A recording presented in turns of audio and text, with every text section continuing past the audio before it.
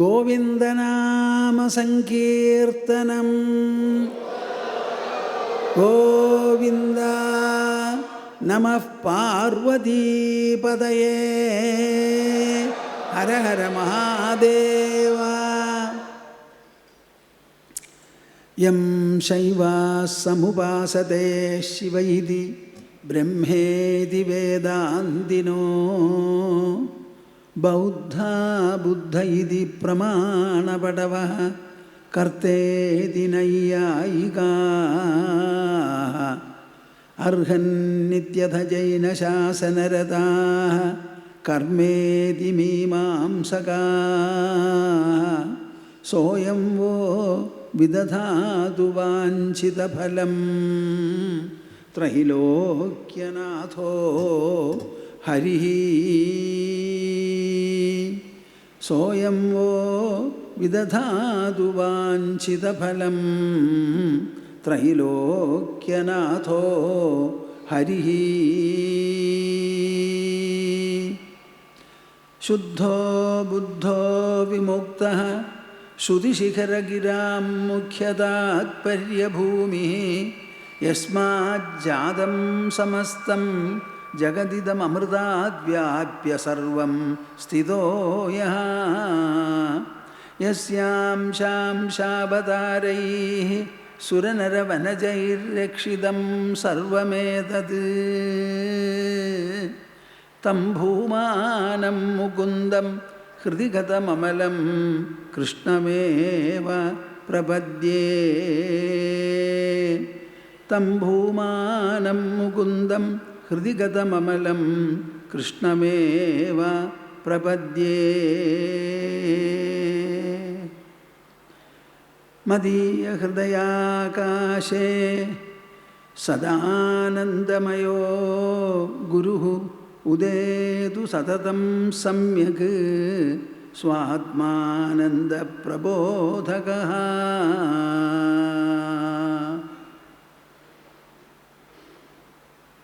ഹരിഃ ഹരിഃ ഹരിഃ. ഓം തസ്. ജയ ഗുരു, ജയ ഗുരു. നമുക്കെല്ലാവർക്കും കൂടി ഓംകാര ജപം എന്ന തപോനുഷ്ഠാനം നടത്താം. 3 തവണ വളരെ വിശേഷപ്പെട്ട ഈ ഓംകാരം ജപിക്കുക എല്ലാവരും കൂടി നല്ല പോലെ.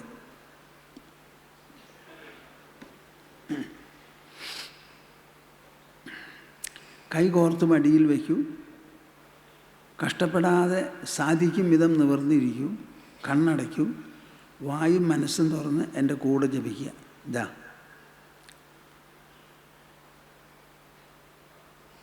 ഓ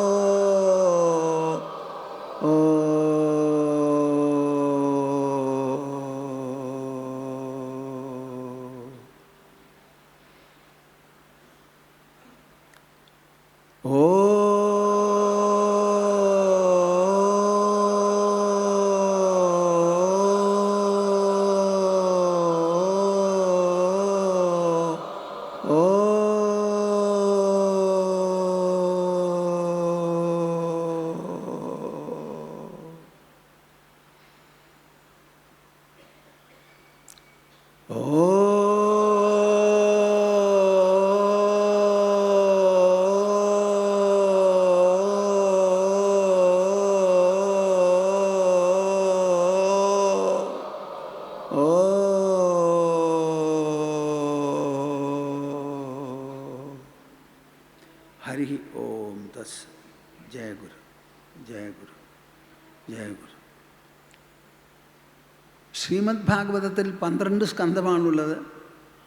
അതിൽ മധ്യമസ്കന്ധം എന്ന് പറയാൻ 6.5 അതുകൊണ്ട് 7ാമത്തെ സ്കന്ധത്തെയാണ് മധ്യമസ്കന്ധം എന്ന് പറയാറുള്ളത്. അതിൽ പ്രധാനമായിട്ടുള്ളത് 7 വയസ്സുള്ള പ്രഹ്ലാദൻ്റെ ആ ജീവചരിത്രം വേണ്ടതുപോലെ വിവരിക്കുകയാണ്. ആ വിവരണത്തിൻ്റെ ഉദ്ദേശം ശ്രീമദ് ഭാഗവതത്തിൻ്റെ ലക്ഷ്യമായ ഭക്തി, വൈരാഗ്യം, ഭഗവത് പ്രബോധം, ജ്ഞാനം ഈ 3ഉം ഒരുപോലെ ഉണ്ടാക്കി തീർക്കുക എന്നുള്ളതാണ്. ഊണ് കഴിക്കുന്ന സമയത്ത് ഓരോ കൈയും ഓരോ ഉരുളയും അകത്ത് ചെല്ലുമ്പോൾ 3 തരത്തിലുള്ള ഫലമുണ്ടാവുന്നുണ്ട്. വായ്ക്ക് നല്ല രുചിയും സന്തോഷവും, വിശപ്പടങ്ങും, ശരീരത്തിന് പോഷണവും കിട്ടും. ഈ 3ഉം ഓരോ ഉരുളയ്ക്കും ഒരുമിച്ച് കിട്ടുന്നത് പോലെയാണ് ഈ ശ്രീമദ് ഭാഗവതം നമുക്ക് ഭക്തിയും വൈരാഗ്യവും ഭഗവത് പ്രബോധം എന്ന് പറയുന്ന ജ്ഞാനവും ഉണ്ടാക്കി തരുന്നത്. ആ 3ഉം ഇവിടെ ഒരുപോലെ കാണാം.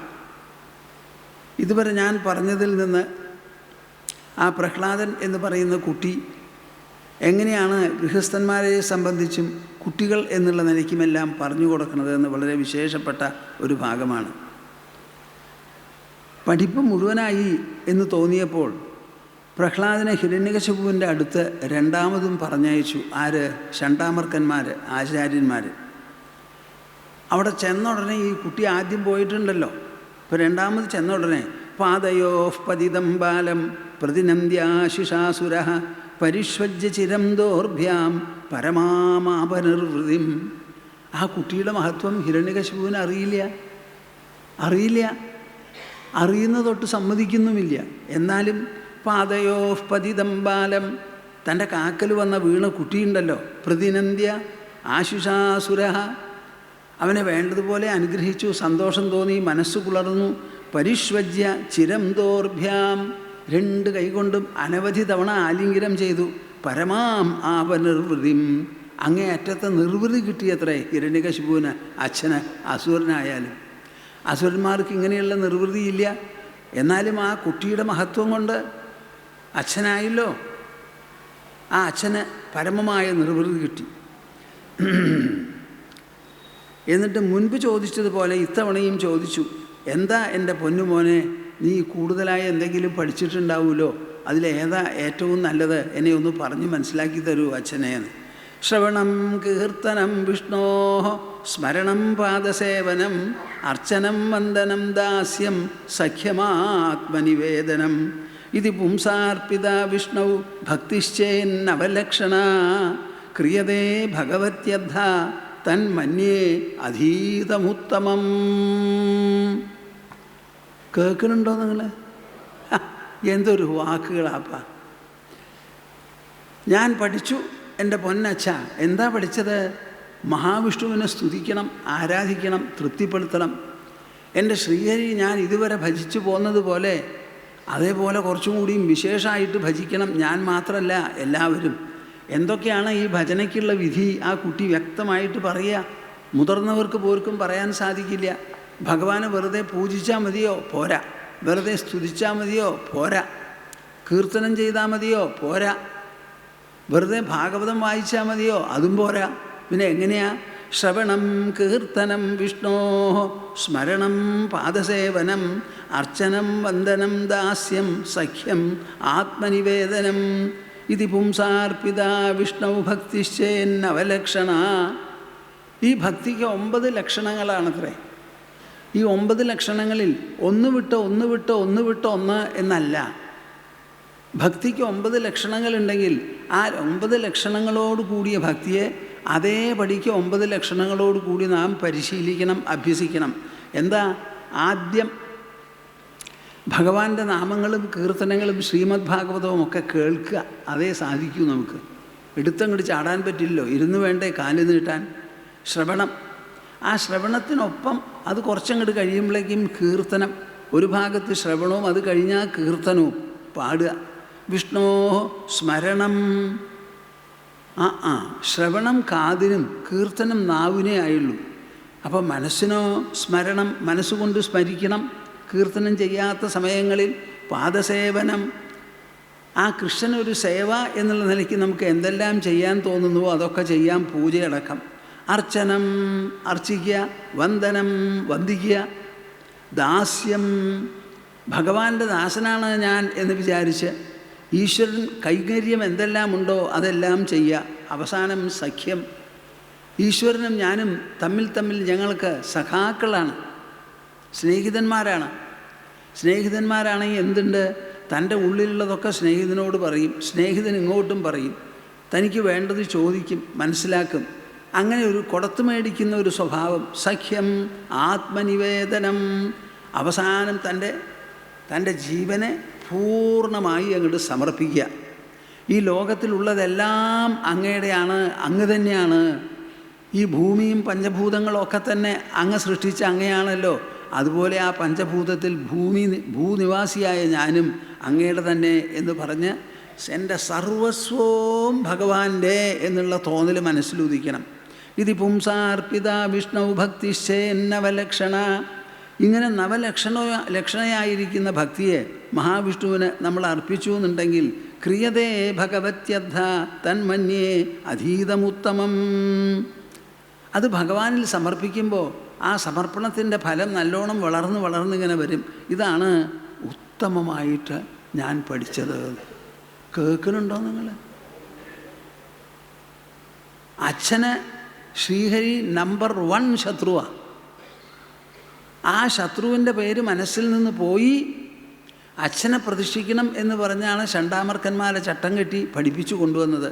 എന്നിട്ട് ഉണ്ടായതോ ഹരിയെ 9 ലക്ഷണങ്ങളോടുകൂടിയുള്ള ഭക്തി കൈക്കൊണ്ട് ആത്മനിവേദനം ചെയ്യണം എന്ന് പറഞ്ഞു.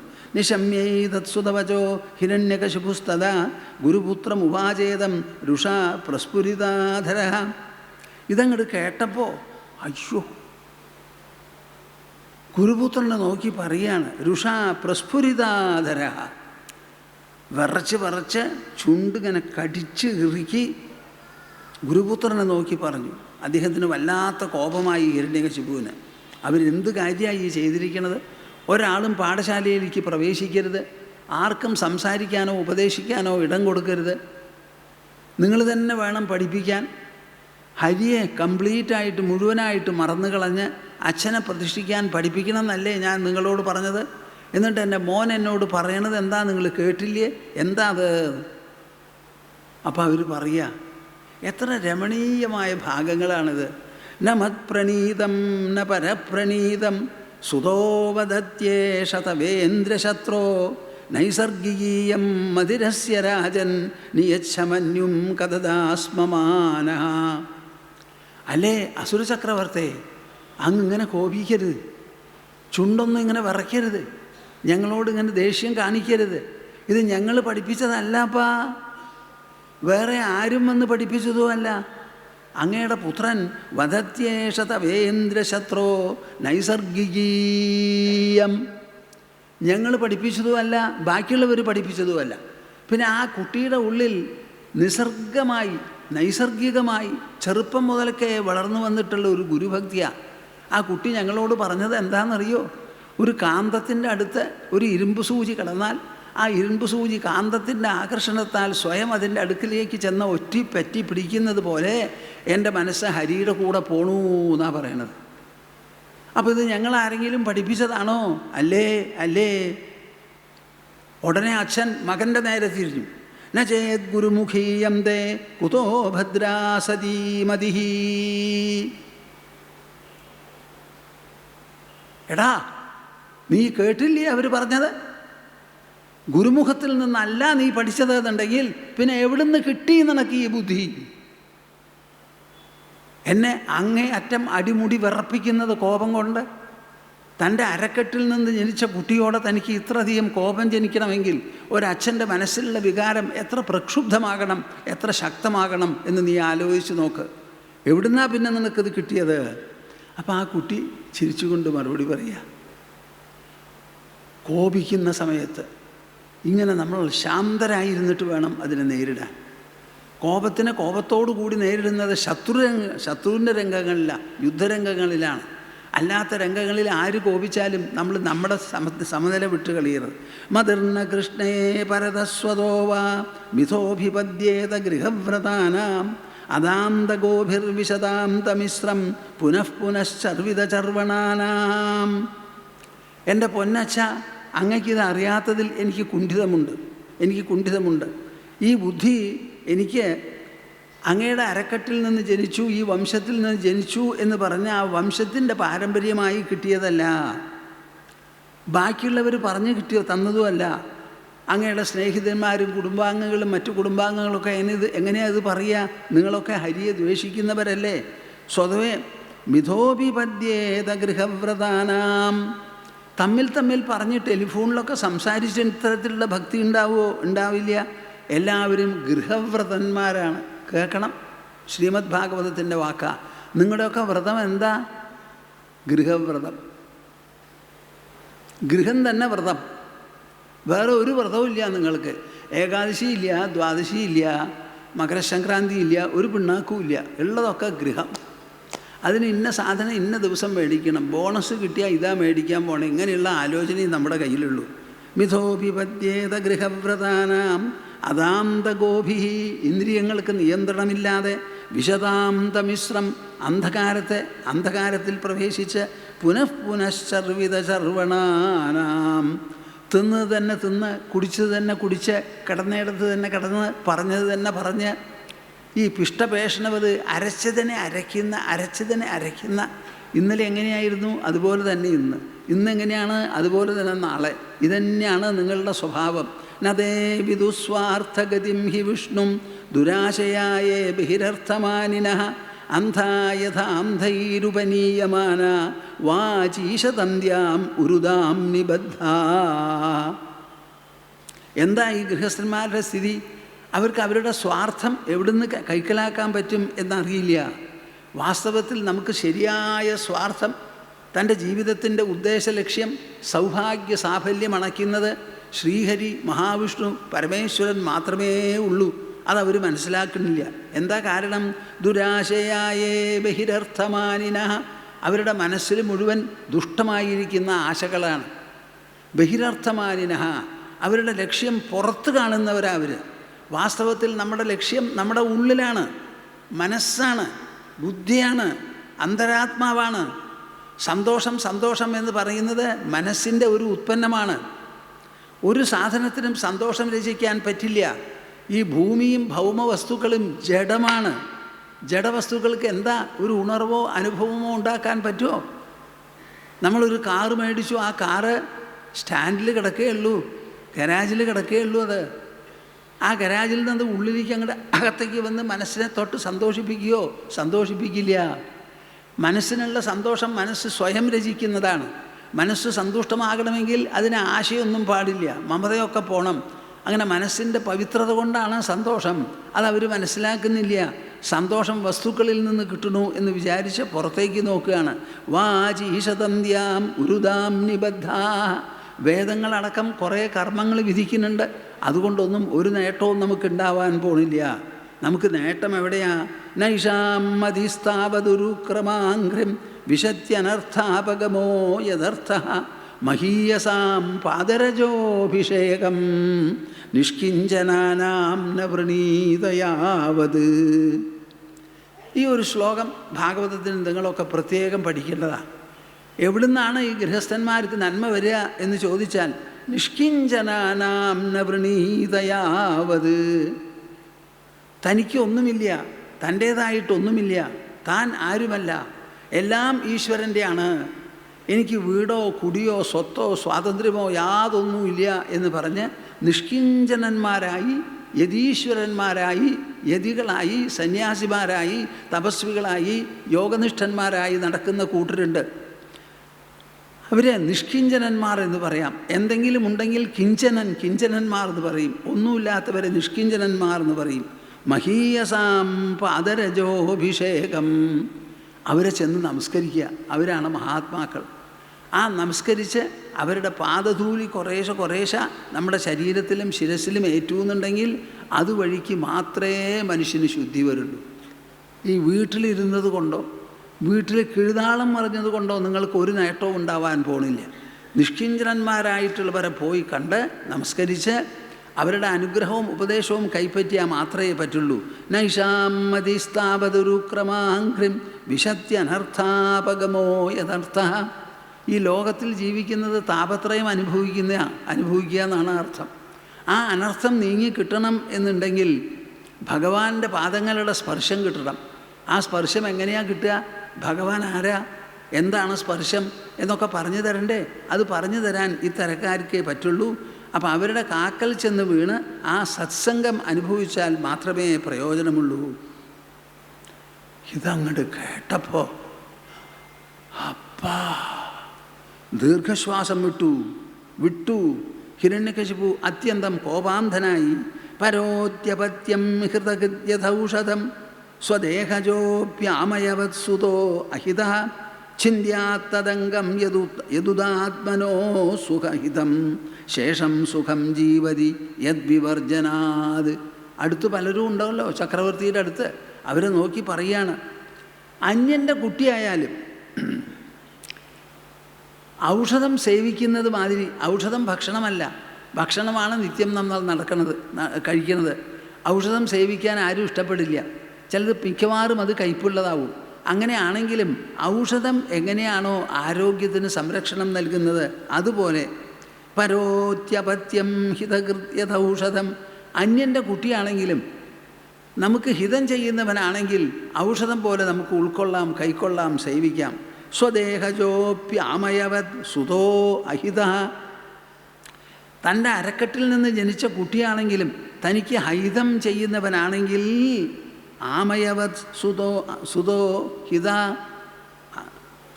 അഹിത. ആമയവത് രോഗം പോലെയാണ്. ഇവനിപ്പോൾ എനിക്ക് അർബുദം വന്ന പോലെ ഒരു സ്ഥിതിയാണ് ഈ കുട്ടിയുടെ നില. അങ്ങനെ വിചാരിച്ച് ചിന്ത്യാത്തദംഗം, ഇപ്പോൾ കാലിലോ കയ്യിലോ വല്ലാതെ ഒരു പുണ്ണു വന്നു, ചികിത്സിച്ച് മാറില്ല എന്ന് കണ്ട ഡോക്ടർമാരെന്താ ചെയ്യുക? സർജനെ വിളിക്കുക, ആ ഭാഗം മുറിച്ചങ്ങോട്ട് കളയുക എന്ന് പറയും. അതുപോലെ ഇവൻ എൻ്റെ കുട്ടിയായി ജനിച്ച് രാജധാനിയിൽ ഹിരണ്യകശിപുവിൻ്റെ പുത്രനെന്ന് അറിയപ്പെട്ട് വന്നാലും അവനെ അങ്ങോട്ട് മുറിച്ച് കളയുകയാണ് വേണ്ടത്. ശേഷം സുഖം ജീവതി യദ്വിവർജനാത്. അവനെ മുറിച്ച് കളഞ്ഞാൽ ബാക്കിയുള്ള കാലം ബാക്കിയുള്ളവർക്ക് സന്തോഷമായിട്ട് ജീവിക്കാൻ പറ്റും. ഒരംഗം മുറിച്ചു മാറ്റുന്നത് എപ്പോഴാണ്? മറ്റുള്ള അംഗങ്ങളെല്ലാം ശരീരം വേണ്ടതുപോലെ കഴിയട്ടെ എന്ന് വിചാരിച്ച്. സർവൈരുപായൈർഹന്തവ്യ സംഭോജശയനാസനൈ സുഹൃലിംഗധരശത്രു മുനേർദുഷ്ടമിവേന്ദ്രിയം. സർവൈരുപായൈർഹന്തവ്യ, ഈ കുട്ടിയെ എല്ലാ ഉപായങ്ങളും പ്രയോഗിച്ച് കൊന്നേ തീരൂ. സംഭോജശയനാസനൈ, അതിനു വേണ്ടി അവൻ്റെ കൂടെ ഇരുന്ന് ഊണ് കഴിക്കുക, അവൻ്റെ ഊണിൽ വിഷം കലർത്തി കൊടുക്കുക, കിടക്കുന്ന സമയത്ത് കൂടെ കിടക്കുക, എണീറ്റിട്ട് കഴുത്ത് മുറിക്കുക. മുനേർ ദുഷ്ടമിവേന്ദ്രിയം, ഒരു മുനിക്ക് ദുഷ്ടേന്ദ്രിയം ഉണ്ടെങ്കിൽ ആ മുനി എന്തു ചെയ്യും? അതുപോലെ ഇവനെ കൊന്നുകളയണം, ഏതു മാർഗമായാലും കൊല്ലാം. അങ്ങനെ നിർദ്ദേശിച്ചപ്പോൾ കൂടെയുള്ളവരെല്ലാവരും സമ്മതം കിട്ടിയല്ലോ. അവർക്ക് യുദ്ധം വനം കൊല്ലെന്ന് പറഞ്ഞാൽ വലിയ ഇഷ്ടമാണ്.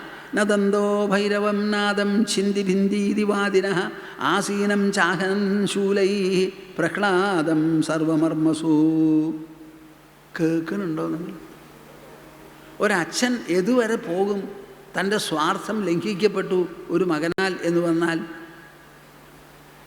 എല്ലാവരും കൂടി ഛിന്തി ഭിന്തി ഛിന്തി എന്നും പറഞ്ഞ് ചെന്ന് പലതരത്തിലുള്ള ശൂലങ്ങളും മൂർച്ചയുള്ള ആയുധങ്ങളുമെല്ലാം ഈ മകൻ്റെ ശരീരത്തിൽ കുത്തി അങ്ങോട്ട് കയറ്റി.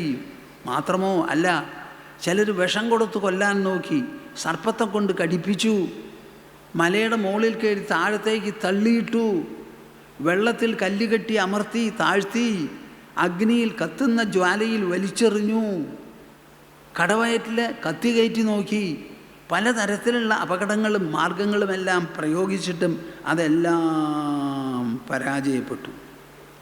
എല്ലാം പരാജയപ്പെട്ടു എന്ന് കണ്ടപ്പോൾ അച്ഛന് പേടിയായി. അയ്യോ, ഇവൻ എൻ്റെ മുൻപിൽ ആരാ? ചെറിയൊരു കുട്ടി, എൻ്റെ പൊക്കത്തിൻ്റെ 1/3 കാണും. ആ കുട്ടിയെ കൊല്ലാൻ വേണ്ടിയിട്ട് ഞാൻ എത്ര ആളെ നിയോഗിച്ചു, അവരെന്തൊക്കെ ചെയ്തു. ഈ ചെയ്തതെല്ലാം പാഴായി പോയല്ലോ. സമുദ്രത്തിൽ കായം കലക്കുക എന്ന് പറയും, അതേമാതിരി ആയിക്കഴിഞ്ഞു. ഇനി ഇവൻ വിടുവോ? ഞാൻ ചെയ്തതൊക്കെ മറക്കില്ലല്ലോ. മകനായാൽ പോലും ഹിരണ്യകശിപുവിൻ്റെ ഭാഷയിൽ ചിന്തിക്കുകയാണ്. ഇനി അവൻ മൂലമായിരിക്കും എനിക്ക് മരണം എന്ന് വരെ ചിന്തിച്ചപ്പോൾ ആ ആചാര്യന്മാരിടപെട്ട്, അയ്യോ അങ്ങനെ ചിന്തിക്കരുതേ, അവൻ ഇപ്പോഴും കുട്ടിയാണ്. ആ കുട്ടിയുടെ മനസ്സ് പ്രായം കൂടുന്ന സമയത്ത് തന്നെ മാറിക്കോളും. ചെറുപ്പത്തിൽ തോന്നുന്ന മാതിരിയും ചെയ്ത മാതിരിയും ഒന്നും മുതിരുമ്പോൾ ചെയ്യാറില്ല ആരും തന്നെ. അതുകൊണ്ട് സമാധാനിക്കൂ, ഞങ്ങൾ കൂട്ടിക്കൊണ്ടുപോയി ആ കുട്ടിയെ നല്ലപോലെ പഠിപ്പിച്ചു കൊണ്ടുവരാം. ഞങ്ങളുടെ പരിശ്രമം ഒന്നുകൂടി നന്നാക്കാം. ഞങ്ങൾ ചെയ്തതിൽ തെറ്റുകൾ വല്ലതും ഉണ്ടെങ്കിൽ ആ തെറ്റൊക്കെ ഒന്ന് മാറ്റി ആ കുട്ടിയെ നല്ല നയമാർഗങ്ങളിലൂടെ വളർത്തിക്കൊണ്ടുവന്ന് നല്ലത് പഠിപ്പിച്ചു കൊണ്ടുവരാൻ സമാധാനിക്കൂ എന്ന് പറഞ്ഞു. ഒരളവ് വരെ സമ്മതിച്ചു. ഗുരുക്കന്മാരെല്ലാവരും പുറത്തു പോയി. ചങ്ങാതിമാർ ചുറ്റും കൂടി. ആ സമയത്ത് പിന്നത്തെ പഠിപ്പങ്ങോട്ട് തുടങ്ങിയപ്പോൾ അവർ പുറത്തു പോയി മൂത്രശങ്കയ്ക്ക് പോയി എന്ന് ഞാൻ മുമ്പ് പറഞ്ഞല്ലോ. അതുപോലെ പോയപ്പോൾ സഹപാഠികളെയൊക്കെ വിളിച്ചിരുത്തിയിട്ട് പറയുകയാണ്, ഇതാ ഉപദേശ കൗമാര ആചരേത് പ്രാജ്ഞോ ധർമാൻ ഭാഗവതാനിഹ ദുർലഭം മാനുഷം ജന്മ തദപ്യധ്രുവമർത്ഥദം. ഈ ഉപദേശം നോക്കിയാൽ നിങ്ങൾക്ക് കാണാം, പടിപ്പടിയായി അതിൽ ആധ്യാത്മികതയും വൈരാഗ്യവും ഒക്കെ കൂടി കൂടി വരിക. കുട്ടികളെ വിളിച്ച് എല്ലാവരെയും ഇരുത്തി പറയുകയാണ്, നോക്കൂ നോക്കൂ, കൗമാര ആചരേത് പ്രാജ്ഞ. നല്ല കാര്യങ്ങൾ ശീലിക്കുന്നുണ്ടെങ്കിൽ പരിശീലിക്കുന്നുണ്ടെങ്കിൽ അതിൽ നേട്ടം വേണമെങ്കിൽ കുമാരകാലത്ത് തന്നെ അത് പരിശീലിക്കാൻ തുടങ്ങണം. ധർമാൻ ഭാഗവതാനിഹ. ഭാഗവത ധർമ്മങ്ങളാണ് ഏറ്റവും വിശേഷപ്പെട്ടതും ഉചിതവും ജന്മസാഫല്യത്തിന് ഉതകുന്നതും. അത് ചെറുപ്പകാലം മുതൽക്ക് തുടങ്ങണം പരിശീലനം. ദുർലഭം മാനുഷം ജന്മ. മനുഷ്യജന്മം വളരെ ദുർലഭമാണ്.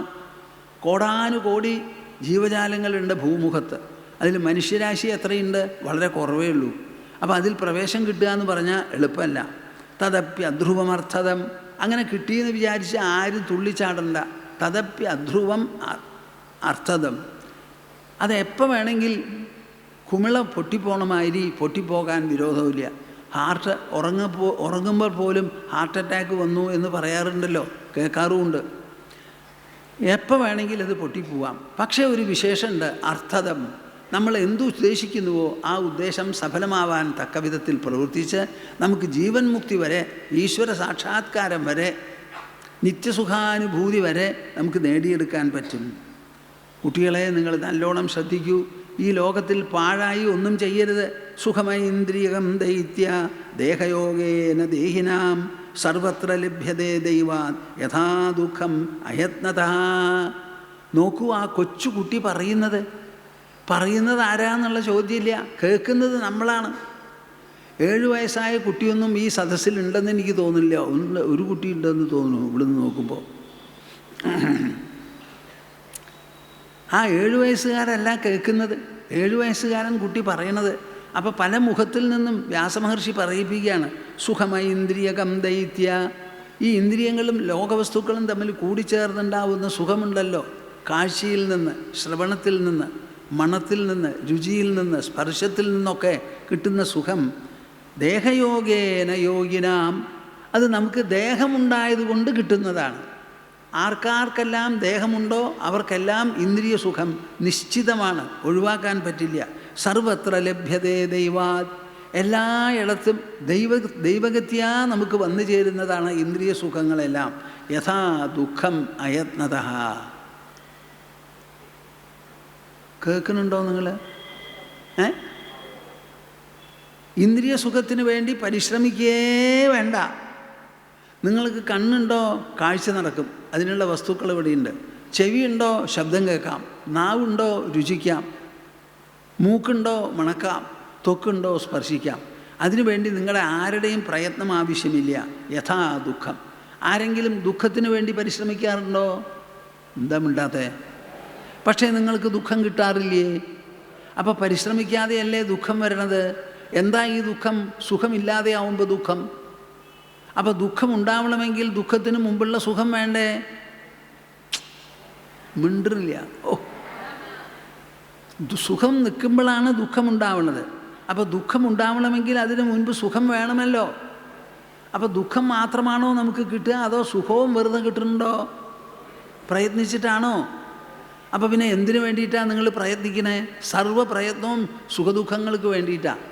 ദുഃഖം പോലെ സുഖവും നമുക്ക് കിട്ടുമെന്ന് വന്നാൽ അതിനു വേണ്ടിയിട്ടുള്ള പ്രയത്നം എന്നേക്കുമായി നിർത്തിവെച്ചൂടെ? ആ കുട്ടിയുടെ യുക്തിവിചാരം നോക്കൂ. നമ്മുടെ ഹൈന്ദവ ധർമ്മത്തിലെല്ലാം തന്നെ യുക്തിസഹമാണ്. ആലോചിച്ച് തത്വവിചാരങ്ങൾ ഗുണദോഷങ്ങൾ നിരത്തി മനസ്സിലാക്കി തരുന്നതും മനസ്സിലാക്കുന്നതുമാണ്. അതാണ് എപ്പോഴും. അങ്ങനെ പറഞ്ഞ് ഇവിടുന്ന് അങ്ങോട്ട് പറയാൻ പോകുന്നതാണ് മധുരമായിട്ടുള്ള ഭാഗം. ആ ഭക്തിയുടെ വളർച്ച എങ്ങനെയാണെന്നൊക്കെയാണ് പറയുന്നത്. നിശമ്യ കർമാണി ഗുണാനതുല്യാൻ വീര്യാണി ലീലാതനുഭികൃതാനി യദാതിഹർഷോത്പുളകാശ്രുഗദ്ഗദം പ്രോത്കണ്ഠ ഉദ്ഗായതി രൗതി നൃത്യതി യദാ ഗ്രഹഗ്രസ്ത ഇവ ക്വചിത് ഹസത്യാക്രന്ദതേ ധ്യായതി വന്ദതേ ജനം മുഹുശ്വസൻ വക്തിഹരേ ജഗത്പദേ നാരായണേത്യാത്മമതിർഗതത്രപഃ തദാ പുമാൻ മുക്തസമസ്തബന്ധനഃ തദ്ഭാവഭാവാനുകൃതാശയാകൃതിഃ നിർദഗ്ധബീജാനുശയോ മഹീയസാ ഭക്തിപ്രയോഗേണ സമേത്യധോക്ഷജം. അധോക്ഷജൻ, കണ്ണുകൊണ്ട് കാണാൻ പറ്റാത്തവൻ, അദൃശ്യൻ, എന്നാൽ അനുഭവവേദ്യൻ. ആ ഭഗവാനെ പ്രാപിക്കുന്നത് എങ്ങനെയാണെന്നുള്ളത് 3 ശ്ലോകത്തിൽ അങ്ങോട്ട് ഭംഗിയായിട്ട് വിവരിക്കുക. നല്ല പോലെ കേട്ടോളൂ. ഇതിൽ ഒരു ശ്ലോകത്തിൽ വായ കൊണ്ട് നാം ഈശ്വരൻ്റെ നാമങ്ങൾ ജപിക്കും എന്ന് പറഞ്ഞ് ഞാൻ പറയും. ഞാൻ പറയുമ്പോൾ നിങ്ങൾ ഏറ്റു ചൊല്ലണം. എങ്ങനെ ചൊല്ലണം? ഒരു മറുപടിയില്ല. ഉറങ്ങിക്കൊണ്ട് ചൊല്ലണോ? നല്ല ഉജ്ജ്വലമായി ചൊല്ലണം. ആ സമയം വരുമ്പോൾ അത് പിടിച്ചോളൂ, കണ്ടുപിടിച്ചോളൂ. ഇനി നിങ്ങൾക്കത് മനസ്സിലായില്ലെങ്കിൽ ഞാൻ എന്തെങ്കിലും ഒരു ആംഗ്യം കാണിക്കാം. നിശമ്യ കർമാണി ഗുണാനതുല്യാൻ വീര്യാണി ലീലാതനുഭികൃതാനി. നിശമ്യ കേട്ട്, കർമാണി ഗുണാനതുല്യാൻ വീര്യാണി. ഇപ്പോൾ ഭഗവാന്റെ ജന്മമാണല്ലോ കൃഷ്ണൻ്റെ ജന്മം, ശ്രീരാമൻ്റെ ജന്മമൊക്കെ നമുക്ക്. അങ്ങനെയുള്ള ജന്മം, പ്രത്യേകമായിട്ടുള്ള ജന്മമെടുത്ത് എന്തെല്ലാം വീര്യപരാക്രമങ്ങളടക്കം ആ ദേഹത്തിലൂടെ ഭഗവാൻ നമുക്ക് വെളിപ്പെടുത്തി തരുന്നുണ്ടോ അതെല്ലാം ആദ്യമായി നമ്മുടെ ശാസ്ത്രത്തിൽ ശ്രീമദ് ഭാഗവതത്തിൽ എന്നതുപോലെ വിവരിച്ചത് കേട്ട് ഈശ്വരൻ ചെയ്തിട്ടുള്ളതായ അതിമഹത്തായ പ്രൗഢഗംഭീരമായ അചിന്ത്യമായിരിക്കുന്ന കർമ്മങ്ങൾ പലതും അതുല്യാൻ, അതിന് സമാനതയില്ലാത്ത കർമ്മങ്ങൾ ചെയ്തത് കേട്ട് വീര്യാണി, വീര്യപരാക്രമങ്ങൾ, ലീലാതനുഭിഹി, വിളയാടാൻ എന്നതുപോലെ സ്വീകരിച്ച ശരീരങ്ങൾ വഴി, കൃതാനി യദാതിഹർഷോത്പുളകാശ്രുഗദ്ഗദം. യഥാ, എപ്പോഴാണോ? ആദ്യം കേൾക്കുമ്പോൾ നമുക്കത് മനസ്സിലാവില്ല, അത്ര രസവും തോന്നില്ല. അത് കേട്ട് പഴക്കം വന്നാൽ, ഇപ്പോൾ ഇവിടെ എത്ര ആൾക്കാരാണ് കൂടുന്നത് ശ്രീമദ് ഭാഗവതം പ്രവചനം ചെയ്യുന്നത് കേൾക്കാൻ? ആ പ്രവചനം വളരെ വിശേഷപ്പെട്ടതാകണം. ജനങ്ങൾക്ക് വിവേകം വേണം, വൈരാഗ്യം വേണം, ഭക്തി വേണം. ഭഗവത് സാക്ഷാത്കാരം എന്നത് എന്താണെന്ന് മനസ്സിലാവണം. അങ്ങനെ ഭക്തിയും ജ്ഞാനവും വൈരാഗ്യവും ഒരുപോലെ വളർത്തിയെടുക്കാൻ പറ്റിയ തരത്തിൽ തത്വപ്രവചനങ്ങളെ ചട്ടം കെട്ടാൻ വേണ്ടി അതിനായി പ്രത്യേകം വിജയമേനടക്കം ചില ആൾക്കാർ പരിശ്രമിക്കുന്നുണ്ട് ഇവിടെ. ആ പരിശ്രമത്തിൻ്റെ ഫലമായി പുതിയ ആൾക്കാരെ, കിട്ടാവുന്നവർ, നല്ലവരെ, അവരുടെ സംസാരം മുൻകൂട്ടി കേട്ട് മനസ്സിലാക്കി ജനങ്ങളെ തിരഞ്ഞെടുത്ത് കൊണ്ടുവന്ന് നിങ്ങളുടെ മുൻപിൽ അവതരിപ്പിച്ച് പോരുകയാണ്. 20 കൊല്ലമായി നമ്മൾ നടത്തുന്നു. ഇത് 21ാമത്തെ കൊല്ലത്തിൽ അവസാനത്തെ തത്വപ്രവചനമാണ് ഈ പരമ്പരയിൽ. അപ്പോൾ 21 കൊല്ലമായി ഇത് നടത്തിക്കൊണ്ടിരിക്കുകയാണ്. അതങ്ങനെ കേട്ട് യദാതിഹർഷോത്പുളകാശ്രുഗദ്ഗദം. നിങ്ങൾ സ്വയം പരിശോധിച്ച് നോക്കിക്കോളൂ. എപ്പോഴാണോ അതിഹർഷം, അതീവ സന്തോഷം, ഉത്പുളകാശ്രുഗദ്ഗദം, രോമഹർഷം, രോമങ്ങളൊക്കെ എടുത്തു പിടിക്കും. ആ കഥയും വർണ്ണനയും വിവരണവും വേണ്ടതുപോലെ പറഞ്ഞു കേട്ടു എന്നുണ്ടെങ്കിൽ രോമങ്ങളൊക്കെ എടുത്തു പിടിക്കും. പുളകാശ്രുഗദ്ഗദം, തൊണ്ടയടറും. യദാതിഹർഷോത്പുളകാശ്രുഗദ്ഗദം പ്രോത്കണ്ഠ ഉദ്ഗായതി രൗതി നൃത്യതി. അപ്പോൾ യദാതിഹർഷോത്പുളകാശ്രുഗദ്ഗദം, ആ കുട്ടി പറയുമ്പോൾ ചില ഭാഗങ്ങൾ ഇങ്ങോട്ട് വന്നപ്പോൾ എനിക്ക് തൊണ്ടയിടറി കണ്ണിന്ന് വെള്ളം വന്നു. ആ നിലയൊക്കെ ഒരു നിലയ്ക്ക് അതിജീവിച്ചവനാണ് ഞാൻ. എന്നാലും ആ കുട്ടി പറയുമ്പോൾ അത് ശ്രദ്ധിച്ച് കേൾക്കുമ്പോൾ ഉണ്ടാവുക. ഇതൊക്കെ നിങ്ങൾക്കും ഉണ്ടാവുമ്പോഴാണ് ഈ ഭക്തി എന്ന് പറയുന്ന വിശേഷപ്പെട്ട ആ പ്രയോഗം നിങ്ങളിൽ ഇറങ്ങിച്ചെന്ന് ഫലിക്കുന്നത്. പ്രോത്കണ്ഠ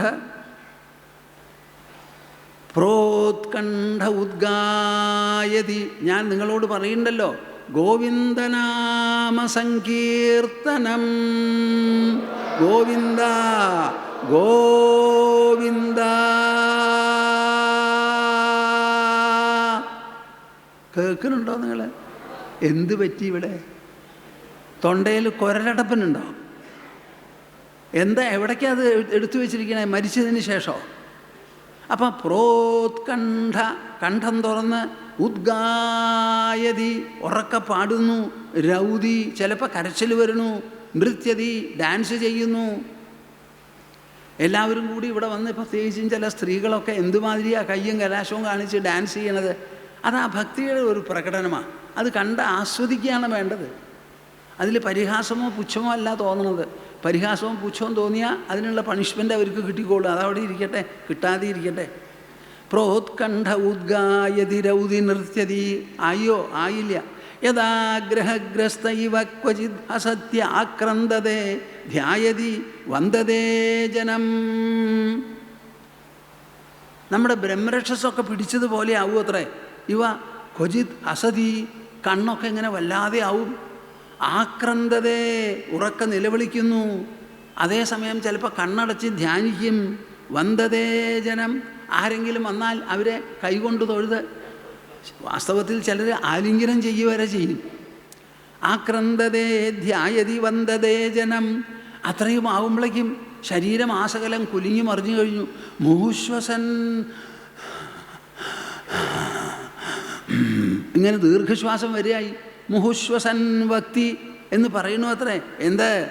ഹരേ ജഗത്പദേ നാരായണ, ഹരേ ജഗത്പദേ നാരായണ, ഹരേ ജഗത്പദേ നാരായണ, ഹരേ ജഗത്പദേ നാരായണേത്യാത്മമതിർ ഗതത്രപഃ.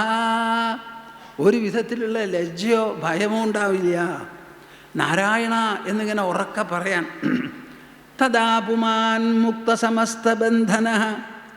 ആ സമയത്താണ് മനുഷ്യൻ ഉള്ളിലുള്ള എല്ലാ കെട്ടുപൂട്ടുകളും ബന്ധനങ്ങളും അഴിഞ്ഞു ഉലർന്നങ്ങോട്ട് പോകുന്നത്. തദാ പുമാൻ മുക്തസമസ്തബന്ധന തദ്ഭാവഭാവാനുകൃതാശയാകൃതി. അതേവരെ പറച്ചിൽ മാത്രമേ ഉള്ളൂ. ആ പറഞ്ഞ് പറഞ്ഞ് ചൊല്ലി ചൊല്ലി മനസ്സിൽ പ്രവേശിച്ച് മനസ്സിന് പവിത്രത വന്ന് വികാസം വന്ന് ആഴവും ഗാംഭീര്യവും കൂടി ഔന്നത്യം കൈവന്ന് ഈശ്വരൻ്റെ ഭാവവിലാസങ്ങളൊക്കെ മനസ്സിൽ പതിഞ്ഞ് ആ ഭാവങ്ങൾ നമ്മുടെ മനസ്സിലും കയറി തദ്ഭാവഭാവാനുകൃതാശയാകൃതി. എന്താ ഉണ്ടാവണത്? നിർദഗ്ധ ബീജാനുശയോ. നമ്മുടെ മനസ്സിലുള്ള ആ ജന്മം കൊണ്ട് കിട്ടിയിട്ടുള്ള പല വാസനാബലങ്ങളും ഉണ്ടല്ലോ. ആ വാസനാബലങ്ങളെല്ലാം നിർദഗ്ധ ബീജം, ബീജമടക്കം ദഹിച്ചങ്ങോട്ട് പോണു. മഹീയസാ ഭക്തി പ്രയോഗേണ. അതിപ്രബലമായിരിക്കുന്ന ഭക്തിയുടെ പ്രയോഗം കൊണ്ട് ഭക്തിയെ ഒരു മഹത്തായ പ്രയോഗം എന്ന് ചിത്രീകരിക്കുകയാണ് ആര്? പ്രഹ്ലാദൻ. ആര്? വേദവ്യാസ മഹർഷി. മഹീയസാ ഭക്തി പ്രയോഗേണ സമേത്യധോക്ഷജം. കണ്ണിന് കാണാൻ പറ്റാത്ത ഈശ്വരനെ ദാ ഉള്ളിൽ പ്രാപിക്കുന്നു. എങ്ങനെയാ പ്രാപിക്കുന്നത്? ഈശ്വരൻ എങ്ങനെയാ വരണത്? അധോക്ഷജാലംഭമിഹാശുഭാത്മനഃ. അക്ഷജൻ എന്ന് പറഞ്ഞാൽ കണ്ണിന് ഗോചരനായിട്ടുള്ളവൻ. അധോക്ഷജൻ എന്ന് പറഞ്ഞാലോ കണ്ണിന് ഗോചരമല്ല, ഇന്ദ്രിയങ്ങൾക്ക് കാണാൻ പറ്റില്ല. പുറത്തുള്ളത് മുഴുവനും ഇന്ദ്രിയങ്ങൾ കൊണ്ട് സമീപിക്കാം, കാണാം. ഇന്ദ്രിയങ്ങൾക്ക് അതീതം എന്ന് പറഞ്ഞാൽ ശരീരത്തിന് ഉള്ളിലുള്ളത് എന്നർത്ഥം. നമ്മുടെ മനസ്സങ്ങനെയാണ്, ബുദ്ധി അങ്ങനെയാണ്, അഹങ്കാരം അങ്ങനെയാണ്. ഈ മൂന്നെണ്ണം ഫങ്ഷണൽ യൂണിറ്റ്സാണ്. ഈ ഉള്ളിലുള്ള സാന്നിധ്യത്തിൻ്റെ പ്രവർത്തന ഘടകങ്ങളാണിത്. വാസ്തവത്തിൽ ഒരൊറ്റ സാന്നിധ്യമുള്ളൂ. ആ സാന്നിധ്യം അധോക്ഷജാലംഭം നമ്മളെ സെല്ലാന്തരം ആലിംഗനം ചെയ്യും. ഉറക്കം അതുപോലെ ഒന്നാണ്. നമ്മൾ ഉറങ്ങുമ്പോൾ എല്ലാ സെല്ലും ആ ഉറക്കത്തിൽപ്പെടും. കയ്യ്, കാല്, കണ്ണ്, മൂക്ക്, ഉള്ളിലുള്ള സെല്ലുകൾ, കോശങ്ങളെല്ലാം അതിൽപ്പെടും. അതേപോലെ അധോക്ഷജൻ ആലിംഗനം ചെയ്തു എന്ന് പറഞ്ഞാൽ അശുഭാത്മനഃ ശരീരിണഃ സംസൃതി ചക്രസാധനം. അശുഭാത്മാക്കളായിരിക്കുന്ന ശരീരികൾക്ക് ഈ സംസാരം എന്ന് പറയുന്ന ചക്രം പരിപൂർണമായി എന്നേക്കുമായി മുറിച്ചു കളയപ്പെടുന്നു. ഈശ്വരൻ അകത്തു വന്ന് നമ്മളെ ആലിംഗനം ചെയ്യും. ആ ആലിംഗനത്തിനെയാണ് വാസ്തവത്തിൽ തദ് ബ്രഹ്മ, അതിനെയാണ് ബ്രഹ്മം. ബ്രഹ്മം പ്രജ്ഞാനം ബ്രഹ്മ. അഹം ബ്രഹ്മാസ്മി സർവം ഖൽവിദം ബ്രഹ്മ എന്നൊക്കെ നമ്മൾ വേദങ്ങളിൽ പറയുന്നത്. തദ് ബ്രഹ്മ നിർവാണസുഖം, അതാണ് നിർവാണസുഖം. വിദുർബുധാഹ, അറിവുള്ളവരങ്ങനെ പറയുന്നു. തതോ ഭജധ്വം ഹൃദയേ ഹൃദീശ്വരം. അതുകൊണ്ട് തന്നെ പൊന്നു സഖാക്കളെ, സ്നേഹിതന്മാരെ, സഹപാഠികളെ, നിങ്ങളെല്ലാവരും എന്തു വേണമെന്നോ? ഭജധ്വം, നിങ്ങൾ ഭജിക്കണം. എവിടെ? ഹൃദയേ. ഞാൻ എന്താ വേണ്ടേ കൂട്ടരെ, നിങ്ങളിത് മനസ്സിലാക്കിക്കാൻ. എവിടെ ഭജിക്കണം? എവിടെ ഭജിക്കണം? ഇതാണോ ഭജന? ഹൃദയത്തിൽ ഭജിക്കൂ. ആരെയാ ഭജിക്കണ്ടേ? ഹൃദയേശ്വരം. ഹൃദയത്തിൽ ഹൃദയേശ്വരനെ ഭജിക്കൂ. ഒരിടത്തേക്കും പോകേണ്ട ആവശ്യമില്ല. തതോ ഭജധ്വം ഹൃദയേ ഹൃദീശ്വരം. എന്നോട് നിങ്ങൾ ആരും പറയണ്ട ഇത് ബുദ്ധിമുട്ടുള്ള കാര്യമാണെന്ന്. കോതി പ്രയാസോ അസുരബാലകാഹരേ ഉപാസനേ സ്വേ ഹൃദി ഛിദ്രവത്സതഃ. ഹരിയെ ഉപാസിക്കാൻ എന്താണ് അസുര ബാലകന്മാരെ കഷ്ടം?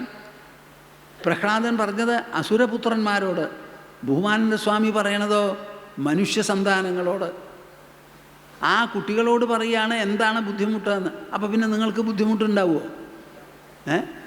സംശയമാണ് അല്ലേ?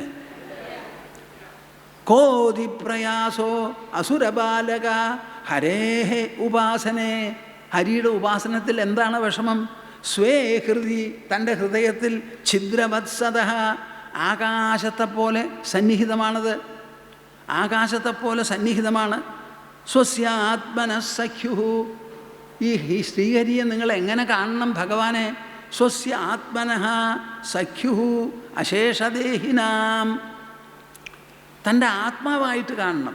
ഞാൻ എന്ന വാക്കുകൊണ്ട് പറയുന്നത് എന്തോ, ആ പറയുന്നത് എന്തോ, സൂചിപ്പിക്കുന്നത് എന്തോ, അതാണ് ആത്മാ. അപ്പം ഞാൻ നിങ്ങളോട് ചോദിക്കട്ടെ, എണീക്കണോ? എന്താ ചോദിക്കട്ടെ? നിങ്ങൾ ഈശ്വരനെ വിളിക്കാത്ത ദിവസങ്ങളുണ്ടോ? നിങ്ങൾ ഞാൻ എന്ന് പറയുമ്പോൾ ആ വാക്ക് എന്തിനാ ചെന്ന് കൊള്ളണത്? എന്തിനാ ചെന്ന് കൊള്ളണത് എന്ന്? ഈശ്വരൻ. ഞാൻ എന്ന് പറയുന്ന വാക്ക്. ഇവിടെ അവിശ്വാസി എന്ന് ഒരാളില്ല. ഞാൻ അവിശ്വാസിയാണെന്നാണല്ലോ പറയണത്. ആ ഞാൻ എന്ന വാക്കുകൊണ്ട് ഭഗവാനെ സൂചിപ്പിച്ചു കഴിഞ്ഞു ആ ആള്. സ്വസ്യാത്മനഃസഖ്യുരശേഷദേഹിനാം, എല്ലാ ദേഹികളുടെയും സഖാവുമാണ്. സാമാന്യതക്കിം വിഷയോപപാദനൈ, സാമാന്യതക്കിം വിഷയോപപാദനൈ. ബാക്കിയുള്ള വസ്തുക്കളെ കൊണ്ട് എന്താ കാര്യം? രായക്കളത്രം പശവസുതാദയോ ഗൃഹാമഹീ കുഞ്ചരകോശഭൂതയ സർവേ അർത്ഥകാമാ ക്ഷണഭംഗുരായുഷ കുർവന്തി മർത്യസ്യ കിയത് പ്രിയം ചലാഹ. ധനമുണ്ടായിട്ട് എന്താ കാര്യം? കളത്രം, പശുക്കൾ, മക്കൾ, ഗൃഹങ്ങൾ, ഭൂമി, ആന, കോശം, പല വിധത്തിലുള്ള വിഭവങ്ങൾ, ഇവയെല്ലാം തന്നെ അർത്ഥകാമാ. ഇതൊക്കെ ശാസ്ത്രവാക്യങ്ങളാണ്. ഇതെല്ലാം തന്നെ അർത്ഥത്തിലും കാമത്തിലും പെടുന്നതാ, ധർമ്മത്തിലും മോക്ഷത്തിലും പെടുന്നതല്ല.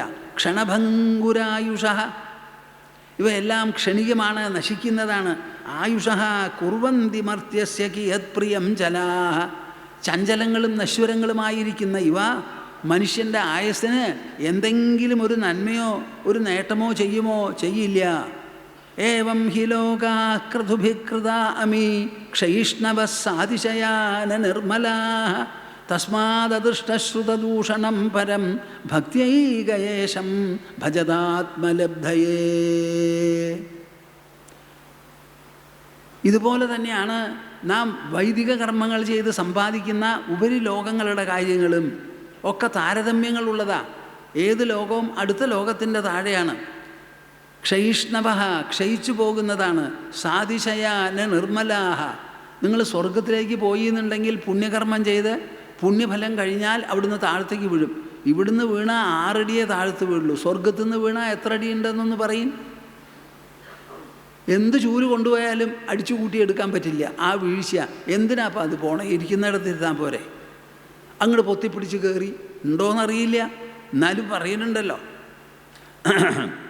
അതുകൊണ്ട് തസ്മാത് അദൃഷ്ടശ്രുതദൂഷണം പരം, ഒരു വിധത്തിലുള്ള ദോഷം ഇന്നേ വരെ കേട്ടിട്ടില്ലാത്ത ആ പരമകല്യാണനിധിയായിരിക്കുന്ന ശ്രീഹരിയെ ഭക്തിയാ ഏകയാ ഭജത ആത്മലബ്ധയെ, ആത്മലബ്ധിക്ക് വേണ്ടി ഭജിക്കൂന്ന്. അപ്പം ഇന്നു മുതൽക്ക് നിങ്ങളുടെ ഭജന ആത്മലബ്ധിക്ക് വേണ്ടിയാവണം. എന്ത് എന്ത് മിണ്ടരുത് വേറെ ഒരു വാക്കും. ആത്മലബ്ധിക്ക് വേണ്ടിയേ ഭജിക്കാവൂ. ഭജതാത്മലബ്ധിയെ. ഇനി നിങ്ങൾ ഞങ്ങൾക്കതിന് യോഗ്യതയുണ്ടോയെന്നൊന്നും ചോദിക്കരുത്. നാലം ദ്വിജത്വം ദേവത്വം ഋഷിത്വം വാസുരാത്മജാഃ പ്രീണനായ മുകുന്ദസ്യ ന വൃത്തം ന ബഹുജ്ഞത ന ദാനം ന തപോനേജ്യ ന ശൗചം ന വ്രതാനി ച പ്രീയതേ അമലയാ ഭക്ത്യാ ഹരിരന്യദ്വിഡംബനം. ആരങ്ങനെ തുറന്ന് പറഞ്ഞു തരിക? നിങ്ങൾ കേൾക്കുന്നുണ്ടോ കൂട്ടരെ?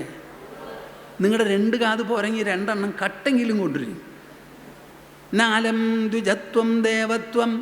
ദ്വിജത്വം വേണ്ട, ഇതിന് ദേവനായി ജനിക്കണ്ട, ഋഷിയാകണം, തപോധനാകണം എന്നില്ല. അസുരമക്കളെ ഇങ്ങനെയൊന്നും വേണ്ട. പ്രീണനായ മുകുന്ദസ്യ, മുകുന്ദനെ സന്തോഷിപ്പിക്കാൻ വേണ്ടി ന വൃത്തം ന ബഹുജ്ഞത, പഠിപ്പാവശ്യമില്ല, നല്ല ഉദ്യോഗവും സ്ഥാനമാനവും വേണ്ട, ദാനം ചെയ്തിട്ട് കാര്യമില്ല, തപസ് വേണ്ട, യജ്ഞയാഗങ്ങൾ വേണ്ട, ശൗചം വേണ്ട, വ്രതങ്ങളും വേണ്ട. അപ്പോൾ ഇതൊന്നും വേണ്ടേ? പിന്നെ എന്താ വേണ്ടത്? പ്രിയതേ അമലയാ ഭക്തിയാ ഹരിരന്യദ്വിഡംബനം. ശുദ്ധ നിർമ്മലമായ ഹൃദയം കൊണ്ട് എന്ത് തോന്നുന്നോ അതങ്ങോട്ട് ചെയ്യുക. ശുദ്ധ നിർമ്മലമായ ഭക്തി മാത്രമേ ഭഗവാന് ആവശ്യമുള്ളൂ. ഹരിഹി അന്യദ്വിഡംബനം. ശ്രീഹരി തൃപ്തിപ്പെടുന്നത് ശുദ്ധഭക്തിയാൽ മാത്രം. ബാക്കിയുള്ളതൊക്കെ വെറും കാട്ടിക്കൂട്ടൽ, കാട്ടിക്കൂട്ടൽ, കാട്ടിക്കൂട്ടൽ. കേൾക്കുന്നുണ്ടോ നിങ്ങൾ? താമരപ്പൂവ് കൊണ്ടുവന്നു നിറച്ചു. നമ്മൾ നാളെ വിഷ്ണു സഹസ്രനാമ സമൂഹ മഹായജ്ഞം നടത്താൻ പോവുക. ഇതൊക്കെ പറഞ്ഞിട്ട് ഞങ്ങൾ ഒന്നും ചെയ്യാതെ ഇരിക്കില്ല. എന്താ? അത് ഇഷ്ടപ്പെടുന്ന കുറേ കൂട്ടരുണ്ട്, അവർക്കതിൽ സന്തോഷമുണ്ട്. പക്ഷേ മനസ്സിലാക്കണം, എന്ത്? ഇതാണ് ഭക്തി. ഇന്നല്ലെങ്കിൽ നാളെ ഇത് എപ്പോഴും നമുക്ക് പൂജ ചെയ്യാൻ പറ്റില്ല, പുഷ്പങ്ങൾ എടുക്കാനും പറ്റില്ല, എപ്പോഴാണ് പോണേന്ന് അറിയില്ല. ഹരിരന്യദ്വിഡംബനം ഏതാവാനേവ ലോകേസ്മിൻ പുംസസ്വാർത്ഥ പരസ്മൃതഃ ഏകാന്തഭക്തിർഗോവിന്ദേ യത് സർവത്ര തദീക്ഷണം. അവസാനം പറഞ്ഞു നിർത്തുകയാണ്. ഈ ലോകത്തിൽ ഏതാവാനേവ, ഇത്രമാത്രമേ ഉള്ളൂ മനുഷ്യന് അങ്ങേയറ്റം സ്വാർത്ഥം നേടാനുള്ള ഒരു വഴി. എല്ലാവരും സമ്മതിച്ചിട്ടുള്ളതാണത്. എന്താ അത്? ഏകാന്തഭക്തിർഗോവിന്ദേ. ഒന്ന് പറയൂ.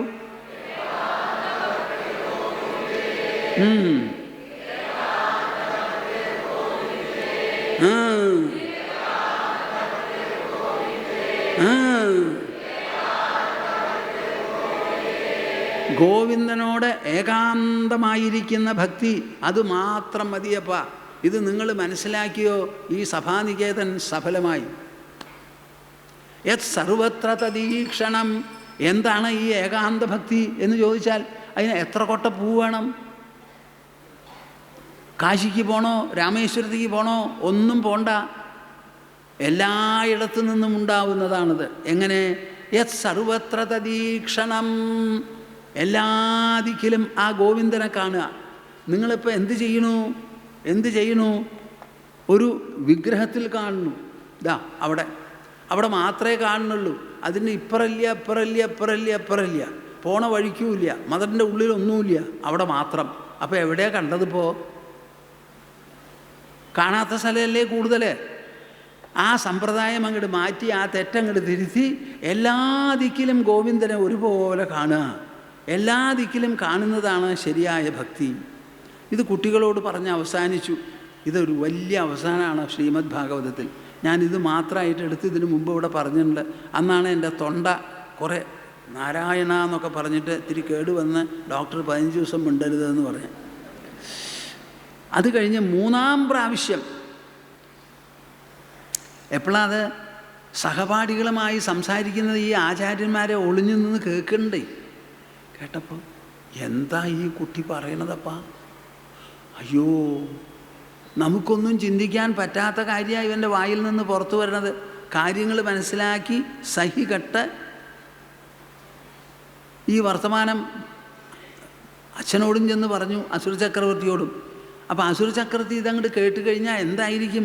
കോപം തുള്ളി കോപാന്ധനായി അന്വേഷിച്ചു. മകനെ നേരിട്ടിങ്ങോട്ട് വിളിച്ചിട്ട് പറയാണ്, എടാ എടാ, ഞാൻ നിൻ്റെ അച്ഛനാണ്, അസുര ചക്രവർത്തി. എൻ്റെ വായും നാവും കേട്ടുകഴിഞ്ഞാൽ ലോകം മുഴുവനും കിടുകിടാ വിറയ്ക്കും. അത്രയ്ക്ക് ശക്തിമത്താണ് ഞാൻ. ആ അച്ഛൻ്റെ മുൻപിൽ നീ എങ്ങനെയാണ് ഇങ്ങനെ ശ്രീഹരി ശ്രീഹരി എന്ന് പറയുന്നത്? എനിക്കൊന്ന് മനസ്സിലാവണം. എന്താണ് നിനക്ക് ബലം തരുന്നത്? അച്ഛനെ ഇങ്ങനെ ധിക്കരിക്കാൻ, പുല്ലാക്കി തള്ളാൻ, കണ്ടിട്ടും കേട്ടിട്ടുമില്ലാത്തൊരു ശ്രീഹരിയെ ഇത്രയ്ക്ക് പുകഴ്ത്തി മനസ്സിലും ബുദ്ധിയിലും ശരീരത്തിലും ഇന്ദ്രിയങ്ങളിലും എല്ലാറ്റിലും തന്നെ കെട്ടിപ്പിടിച്ച് നടക്കാൻ നിനക്ക് എന്താണത്? എവിടുന്നാണ് നിനക്ക് ഈ ബലം കിട്ടണത്? എല്ലാവർക്കും മനോബലം വേണമല്ലോ, സ്ഥൈര്യം വേണമല്ലോ എന്തും ചെയ്യാൻ. ആ ചോദ്യങ്ങൾ ചോദിച്ചപ്പോൾ മകൻ മറുപടി പറയുക. ഇതൊക്കെ നിങ്ങൾ കേട്ട് മനസ്സിലാക്കി ഗ്രഹിക്കേണ്ടതാണ്. ന കേവലം മേ ഭവതശ്ച രാജൻ സവൈ ബലം ബലിനാം ചാപരേഷാം പരേ വരേമീ സ്ഥിരജംഗമായേ ബ്രഹ്മാദയോ ഏനവശം പ്രണീതാ. ഇത് കുറേ ഉണ്ട്, അതൊന്നും പറയാനിവിടെ സമയമില്ലല്ലോ. ന കേവലം മേ ഭവതശ്ച രാജൻ, എൻ്റെ പൊന്നച്ഛ, അങ്ങ് എന്നോട് ചോദിച്ചില്ലേ നിനക്ക് ആരാണ് ബലം എന്ന്? എനിക്ക് മാത്രമല്ല, ഈ ലോകത്തിൽ എന്തെങ്കിലും ആർക്കെങ്കിലും ബലമുണ്ടെങ്കിൽ ആ ബലം ഹരി മാത്രമാണ്. ന കേവലം മേ ഭവതശ്ച രാജൻ, എനിക്ക് മാത്രമല്ല അച്ഛ ബലം, അച്ഛന് പോലും എൻ്റെ ഹരിയാണ് ബലം.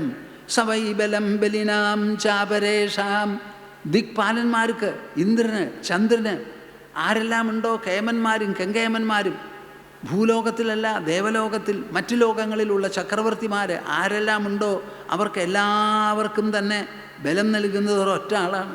പരേ വരേമീ സ്ഥിരജംഗമായേ, ഇവിടെയുള്ള സ്ഥിരവും ജംഗമവും എല്ലാറ്റിനും തന്നെ ബ്രഹ്മാദയോ ഏനവശം പ്രണീതാഹ, സൃഷ്ടികർത്താവായ ബ്രഹ്മാവടക്കം എല്ലാവരും തന്നെ ആ ഹരിക്ക് അധീനനാണ്. പോരെ പോരെ, ഇനി ഇതിലേറെ എന്താ വേണ്ടേ? ഇനി എന്ത് ചോദിക്കാനാ, എന്ത് പറയാനാ? അങ്ങനെ ഒരു ഹരിയാണോ നീ ആശ്രയിച്ച് എന്നിങ്ങനെ വെല്ലുവിളിക്കുന്നത്? എവിടെയാടാ നിൻ്റെ ഹരി? എവിടെ അവൻ? എൻ്റെ ഹരിയോ അച്ഛാ എല്ലായിടത്തുമുണ്ട്. എല്ലായിടത്തുമുണ്ടോ? എന്നാൽ ഈ തൂണിലുണ്ടോ? കാണുന്നില്ലല്ലോ. ഉണ്ട്, കാണാനില്ലല്ലോ എന്നായി. നോക്കൂ, അച്ഛനും മകനും തമ്മിൽ വാളുയർത്തി നിൽക്കുന്ന ആ അച്ഛൻ അസുര ചക്രവർത്തി, അതിൻ്റെ മുമ്പിൽ തൊഴുകയുമായി നിന്ന് സംസാരിക്കുന്ന സ്വന്തം ജഠരത്തിൽ നിന്ന്, സ്വന്തം അരക്കെട്ടിൽ നിന്ന് ജനിച്ച കുട്ടി. അവർ രണ്ടുപേരും തമ്മിലുള്ള ഒരു സംവാദമാണ്. നിങ്ങൾ എപ്പോഴും ഓർമ്മ വയ്ക്കേണ്ടതാണ് ഇത്. ആ സംഘട്ടനം എത്ര വിശേഷപ്പെട്ടതാണെന്നൊന്ന് ആലോചിച്ച് നോക്കൂ. ഇത്രയും പറഞ്ഞു 7 വയസ്സായ കുട്ടി. 70 വയസ്സായ നിങ്ങൾ ആരെങ്കിലും പറയുമോ ഈ കുട്ടി പറഞ്ഞതുപോലെ? എവിടെയാടാ നിൻ്റെ ഹരി? എല്ലായിടത്തുമുണ്ട്. എന്നാൽ ഈ തൂണിലുണ്ടോ? ഉണ്ട്, കാണാനില്ലല്ലോ എന്നായി. ആര്? ഹിരണ്യകശിപു. അങ്ങനെ പറഞ്ഞപ്പോൾ അതുവരെയുള്ളത് പ്രഹ്ലാദൻ്റെയാണ്. അവിടുന്ന് അങ്ങോട്ടുള്ളത് പ്രഹ്ലാദൻ്റെ കയ്യിലല്ല. അവൻ പറഞ്ഞു എൻ്റെ ഹരി എല്ലായിടത്തുമുണ്ടെന്ന്. എന്നാൽ ഈ തൂണിലുണ്ടോ എന്ന് ചോദിച്ചപ്പോൾ ഉണ്ട് എന്നാണ് പറഞ്ഞത്.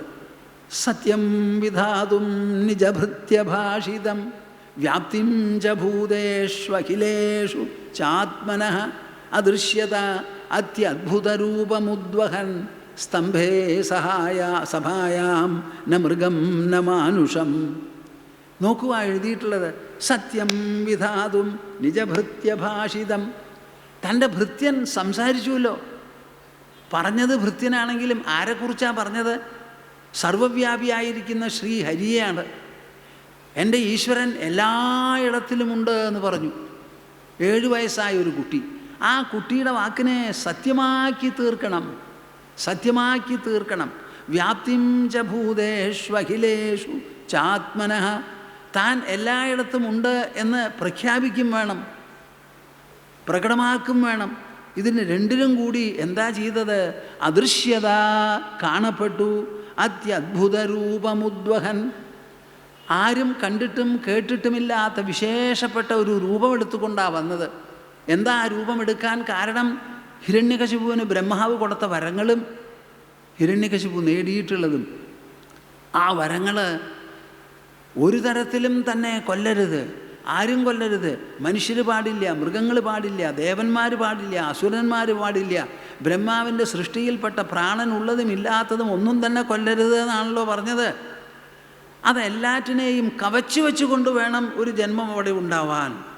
അദൃശ്യതാത്യദ്ഭുതരൂപമുദ്വഹൻ സ്തംഭേ.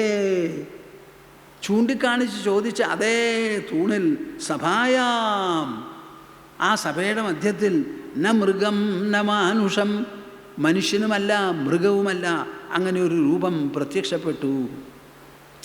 തൻ ഭൃത്യനിൻ ചൊല്ലിന സാർത്ഥമാക്കാൻ താൻ എങ്ങുമുണ്ടെന്നു വരുത്തിടാനും. അവിടെ പെട്ടെന്ന് അങ്ങോട്ട് കാണപ്പെട്ടു. എവിടുന്ന് വന്നു എന്ന് ആർക്കും പറയാൻ പറ്റില്ല. തൂണിനെ കാട്ടിയിട്ട് ആ ചോദ്യം. അപ്പോൾ തൂണിൽ നിന്ന് കണ്ടു വന്നു എന്നാണ് വിചാരിക്കേണ്ടത്. കാണപ്പെട്ടു. അങ്ങനെ കാണപ്പെട്ടാൽ പിന്നെ എന്താ ചെയ്യുക? വാളുയർത്തി മകൻ്റെ കഴുത്തറക്കാൻ പുറപ്പെട്ട പുറപ്പാടാണ്. ആ കാലടിയാണ് തൂണിൻ്റെ നേരെ തിരിഞ്ഞത്. എന്നിട്ട് കൈ കൊണ്ടൊരൊറ്റ ഇടി അങ്ങോട്ട് കൊടുത്തു ആ തൂണിൽ. ആ ഇടിച്ചപ്പോൾ മകൻ പറഞ്ഞത് മാത്രമല്ല, അച്ഛൻ്റെ സാഹസവും ആയില്ലോ. ഇനിയിപ്പോൾ പ്രത്യക്ഷപ്പെടാൻ എന്താ വിഷമം? ഉടനെ പ്രത്യക്ഷപ്പെട്ടു നരഹരി എന്ന് പറയുന്ന വിചിത്രമായ, ആരും കണ്ടിട്ടില്ലാത്ത രൂപം. അതങ്ങോട്ട് വന്നാൽ അസുരചക്രവർത്തി പടയാളിയാണ്. തൻ്റെ കയ്യിൽ ഗദയുണ്ട്, അമ്പുണ്ട്, വില്ലുണ്ട്, ചക്രമുണ്ട്, എല്ലാമുണ്ട്, വാളുണ്ട്. ഇതെല്ലാം കൂടിയിട്ട് അപ്പുറത്ത് നിൽക്കുന്നത് നരഹരി, ഒരു നരസിംഹം. 4 കാലില്ല, അതിൻ്റെ കയ്യിലൊന്നുമില്ല. 4 കാലുമുണ്ട്, ഒരു വായുവുണ്ട്, പല്ലുമുണ്ട്, വേറെ ഒന്നുമില്ല അതിൻ്റെ കയ്യിൽ. താടിയിൽ കുറേ രോമമുണ്ട്. അതാണ് ഈ വെല്ലുവിളിച്ചത്. അപ്പം അതുമായി പൊരിഞ്ഞ യുദ്ധം നടന്നു. ആ യുദ്ധത്തിൽ ഹിരണ്യകശിപു ആവശ്യപ്പെടുന്നത് യുദ്ധരസമാണ്.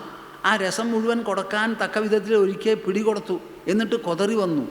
എന്നിട്ട് അവസാനം പൊരിഞ്ഞ യുദ്ധം നടന്ന് തട്ടിക്കടന്ന് പിടിച്ച് മറിച്ചിട്ട് വയറ് മാന്തി പൊളിച്ച് അകത്ത് ചെന്ന് കുടൽമാല വലിച്ചെടുത്ത് കഴുത്തിൽ മാലയായി രക്തപങ്കിലമായി രക്തത്തുള്ളികൾ ഇങ്ങനെ ചൊരിയുന്നു. ആ കഴുത്തിലിട്ട് ആ നരസിംഹം സിംഹാസനത്തിൽ ചെന്നിരുന്നു അത്രേ. അവിടെ ചെന്നിട്ട് ദീർഘശ്വാസം. യുദ്ധമല്ലേ കഴിഞ്ഞത്, അപ്പോൾ ഒരു ശ്വാസം ഗതിയൊക്കെ മാറുമല്ലോ. ആ ദീർഘശ്വാസം വലിച്ചപ്പോൾ എന്താ, എൻ്റെ അപ്പോ. ആ സമയത്താണ് പാനകമൊക്കെ ഉണ്ടാക്കി കൊടുക്കുക. നൈവേദ്യം നമുക്ക് എല്ലാറ്റിനും സൂത്രമുണ്ടല്ലോ, കൗശലമൊക്കെ. ആ സമയത്ത് പാനകം ഉണ്ടാക്കി എല്ലാവർക്കും കൊടുക്കും. ആ ഉഗ്രരൂപം ഉഗ്രമായിട്ടുള്ള ഭാവം മാറുന്നില്ല. എൻ്റെ അപ്പ ആവശ്യം കഴിഞ്ഞു, ഹിരണ്യകശിപു കൊല്ലപ്പെട്ട് കഴിഞ്ഞു, പ്രാണഹീനനായി. ഇനിയിപ്പോൾ ഈ ഉഗ്രമൂർത്തിയെ ഒന്ന് തണുപ്പിക്കാൻ എന്താ വേണ്ടേ? ലക്ഷ്മി ദേവിയുടെ അടുത്ത് പറഞ്ഞു, അതേ ഭർത്താവല്ലേ, ഒന്ന് ചെന്ന് സമാധാനിപ്പിക്കൂ. അയ്യോ ഞാനില്ലേ, നല്ല രൂപവും നല്ല നേരവും നല്ല സമ്പ്രദായവും ആണെങ്കിൽ എനിക്ക് പോയിട്ട് കുണുങ്ങി പോവാം. ഈ ഉഗ്രരൂപം ഞാൻ കണ്ടിട്ടില്ല, എനിക്ക് പോകാൻ പറ്റില്ല എന്ന് പറഞ്ഞു. പിന്നെ എന്താ ചെയ്യുക? ആർക്ക് വേണ്ടി ഈ ഉഗ്രരൂപം ഉണ്ടായോ? ആ കൊച്ചു പ്രഹ്ലാദനെ തന്നെ അയക്കാമെന്ന് തീരുമാനിച്ച് ബ്രഹ്മാവ് ചെന്ന്, എൻ്റെ പൊന്നുമോനെ ഒന്ന് ചെന്ന് സമാധാനിപ്പിക്കുക എന്ന് പറഞ്ഞു. അവനൊരു കൂസലുമില്ലാതെ കയ്യും വീശി ടപ്പ് ടപ്പ് ടപ്പ് ടപ്പ് അങ്ങോട്ട് ചെന്നിട്ട് ആദ്യം ചെയ്തതെന്താ? പെരണ്ട് വീണ് ആ കാലടിയിൽ കയ്യങ്ങോട്ട് വെച്ചു, നമസ്കരിച്ചു. ആ പ്രഹ്ലാദൻ്റെ സ്പർശം ഏറ്റതോടുകൂടി ആ ഉഗ്രരൂപം തണുത്തു. പ്രഹ്ലാദൻ അവിടുന്ന് എണീറ്റ് സ്തുതിക്കുകയാണ്. 50 ശ്ലോകമാണ് ആ സ്തുതി. വളരെ വിശേഷപ്പെട്ടതാണ്. എല്ലായിടത്തും ഉണ്ടാവുമല്ലോ മഹർഷിക്ക് പറയാൻ വല്ലതും, നല്ലത് പറയാൻ എപ്പോഴും ഉണ്ടാവുമല്ലോ. ആ കുട്ടി പലതും പറഞ്ഞു. അതിൽ ഒരു ശ്ലോകം ഞാൻ നിങ്ങൾക്ക് പറയട്ടെ, കേൾക്കുമോ? സമയം എത്ര എടുക്കുന്നത് എനിക്ക് പറയാൻ പറ്റില്ല. നൈവാത്മന പ്രഭുരയം നിജലാഭപൂർണോ മാനം ജനാദ വിദുഷ കരുണോ വൃണീതേ യദ്യജ്ജനോ ഭഗവതേ വിദധീതമാനം തച്ചാത്മനേ പ്രതിമുഖസ്യ യഥാ മുഖശ്രീ. ആരാപ്പാ ഉള്ളത് ഇതൊക്കെ ഒന്ന് ആസ്വദിക്കാൻ? ഏ ഏ ഏ നിങ്ങൾക്ക് സാധിക്കട്ടെപ്പാ. ഞാൻ പ്രത്യേകം അനുഗ്രഹിക്കുന്നു. ഇതൊക്കെ ഒന്ന് മനസ്സിലാക്കൂ. ഇത് വായിച്ച് മനസ്സിലാക്കാൻ മനുഷ്യനും മനുഷ്യ മനസ്സിനും ബുദ്ധിക്കേ സാധിക്കുള്ളൂ. നൈവാത്മന പ്രഭുരയം നിജലാഭപൂർണോ. മഹാപ്രഭോ, നരസിംഹത്തിനെ നോക്കി പറയാണ്, മഹാപ്രഭോ അങ്ങ് നിജലാഭപൂർണ, അങ്ങ് സ്വയം ആത്മലാഭത്താൽ പൂർണ്ണനാണ്. അങ്ങയ്ക്കൊന്നും കിട്ടാനോ കൊടുക്കാനോ ഇല്ല. ആരും ഒന്നും അങ്ങയ്ക്ക് തരും വേണ്ട, ഒന്നും ആവശ്യമില്ല. അങ്ങനെ നിജലാഭപൂർണൻ. നിജൻ എന്ന് വെച്ചാൽ സ്വയം ലാഭത്താൽ പൂർണ്ണനാണ്. അങ്ങ് മഹാപ്രഭുവാണ്. നൈവാത്മന പ്രഭുരയം നിജലാഭപൂർണോ മാനം ജനാത് അവിദുഷക്കരുണോ വൃണീതേ. അങ്ങ് ഒരൊറ്റ ആളുടെ മാനമോ സത്കാരമോ ആവശ്യപ്പെടുന്നില്ല. നമ്മൾ പലവിധത്തിലും അലങ്കരിച്ച് പൂജിച്ച് നിവേദിച്ച് സത്കരിച്ച് സ്തുതിച്ച് കീർത്തനം ചെയ്ത് പാടി പ്രദക്ഷിണം വെച്ച് എന്തൊക്കെയോ ചെയ്യുന്നുണ്ടല്ലോ. ഇതൊക്കെ നമ്മൾ ചെയ്യണു എന്തുകൊണ്ട്? അവിദുഷ, അറിവില്ലായ്മ കൊണ്ട്. ഞാൻ ഉപാസിക്കുന്ന ഈ ദൈവത്തിന് ഒന്നും ഞാൻ കൊടുക്കേണ്ടതില്ല. എൻ്റെ മനസ്സിൽ പ്രതിഷ്ഠിച്ച് എന്നെ തന്നെ സമർപ്പിക്കുക മാത്രമേ ആവശ്യമുള്ളൂ. ഞാൻ എൻ്റെ എനിക്ക് ഞാൻ എന്നിങ്ങനെ അഹങ്കാരത്തോടു കൂടി നടക്കുന്നുണ്ടല്ലോ. ആ നടത്തം നിർത്തുകയാണ് ഭഗവാന് ആവശ്യം. അല്ലാതെ പലതും കൊടുക്കലല്ല എന്നിങ്ങനെ പറയണം. അത് പറയാൻ നമുക്ക് സാധിക്കുന്നില്ല. അതിന് പകരം 56 സാധനങ്ങൾ ഉണ്ടാക്കി നമ്മൾ പൂജയും സത്കാരവും ഒക്കെ ചെയ്യുന്നുണ്ട്. ഈ ചെയ്യുന്നതൊക്കെ ഭഗവാൻ നിജലാഭപൂർണനാണ് എന്ന് മനസ്സിലാക്കാത്തത് കൊണ്ടാണ്. മാനം ജനാത് അവിദുഷക്കരുണോ വൃണീതേ. ആ പൂജയൊക്കെ അങ്ങ് സ്വീകരിക്കുന്നുണ്ട്. അതെന്താ കാരണം? കാരുണ്യം കൊണ്ട്. ആരെന്ത് ചെയ്താലും അതിനെ ധിക്കരിക്കാതെ, വില കുറച്ച് കാണിക്കാതെ അതിനെ സ്വീകരിച്ച് അവർക്ക് കുറേശ്ശെയായെങ്കിലും നന്മ ഉപദേശിച്ച് തത്വം ഉദ്ബോധിപ്പിക്കണം എന്നാണ് ഭഗവാന്റെ വിചാരം. അപ്പം അദ്ദേഹം എന്നെ പൂജിക്കണ്ട എന്ന് പറയണില്ല, പൂജ സ്വീകരിക്കണില്ല എന്നും പറയണില്ല. പക്ഷെ പൂജ ഭഗവാന് വേണ്ടിയാണ് എന്ന് മാത്രം നിങ്ങൾ വിചാരിച്ചു പോകരുത്. എന്നാൽ പിന്നെ എന്താ? യജ്ജനോ ഭഗവതേ വിദധീതമാനം. എന്തെല്ലാമാണോ ഓരോരുത്തരും ഭഗവാന് വേണ്ടി സമർപ്പിക്കുന്നത്, പൂജിക്കുന്നത്, സത്കരിക്കുന്നത്, അങ്ങനെ എന്തെല്ലാം ഉണ്ടോ അതെല്ലാം തച്ചാത്മനേ. ആ ചെയ്യുന്നതൊക്കെ അവർക്ക് തന്നെയാണതിൻ്റെ ഫലം. നിങ്ങൾ നല്ല പോലെ വെപ്പ് നടത്തി വിഭവങ്ങളൊക്കെ ആയി ഊണ് കഴിക്കുമ്പോൾ ആ വെച്ച വെപ്പുകാരനോ അല്ല പാത്രങ്ങൾക്കോ ആണോ അത് കിട്ടുന്നത്? അതോ നിങ്ങൾക്കോ? എന്താ ഉണ്ടാകുക? അത് തന്ന കടക്കാരനാണോ നിങ്ങളുടെ വെപ്പും ഊണിൻ്റെ സുഖം? അപ്പം നമ്മൾ ചെയ്യുന്ന പ്രവൃത്തിയുടെയൊക്കെ ഫലം നമുക്കാണ്. നമ്മൾ വിട്ടൊരാൾക്ക് അതിൻ്റെ ഫലമില്ല. അത് ഏതുപോലെ? പ്രതിമുഖസ്യ യഥാ മുഖശ്രീ. നമുക്കെല്ലാം കണ്ണുകൊണ്ട് കാണാൻ പറ്റും, പക്ഷേ നമ്മുടെ മുഖം നമുക്ക് കാണാൻ പറ്റില്ല, കണ്ണിനെയും കാണാൻ പറ്റില്ല. അപ്പോൾ കണ്ണിനെയും മുഖത്തിനെയും കാണാൻ വേണ്ടി ഒരു കണ്ണാടി ഉണ്ടാക്കി ചുമരിൽ വെച്ചു. അതിൻ്റെ മുമ്പിൽ ചെന്ന് കുത്തനെ നിന്നു. എന്നിട്ടോ അവിടെ നോക്കിയിട്ട് അവിടെ ഇവിടെയൊക്കെ ഒന്ന് തുടച്ച് വെടുപ്പാക്കി, ഷെയ്വ് ചെയ്യുന്നവരിവിടെയൊക്കെ ഒന്ന് വെട്ടിപ്പോയിട്ടുണ്ടോ എന്നൊക്കെ നോക്കി. ഒക്കെ നോക്കണത് കണ്ണാടിയിലെ പ്രതിബിംബത്തിലാണ്. അതിനാണ് ഷെയ്വ് ചെയ്യണത്. പക്ഷേ ഷെയ്വ് ചെയ്യുമ്പോൾ വീഴുന്നത് എവിടെയാണ്? പൊട്ടു തൊണ്ടന്ന് അവിടെ നോക്കി ശരിക്കും അയ്യോ പുരികത്തിൻ്റെ ഇടയിലായോ എന്ന് നോക്കിയിടുന്നു. അത് വീഴുന്നത് എവിടെയാപ്പാ? കണ്ണാടിയിൽ വീഴുന്നുണ്ടോ? പക്ഷേ കണ്ണാടിയിൽ നോക്കിയിട്ടല്ലേ ചെയ്യുന്നത്.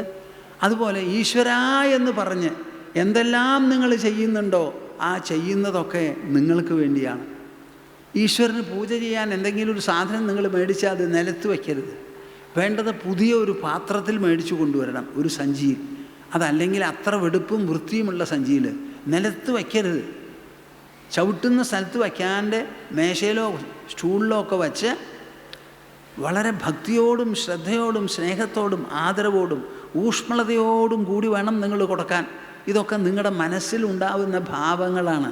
ആ ഭാവങ്ങളാണ് നിങ്ങളെ ശുദ്ധീകരിക്കുന്നത്.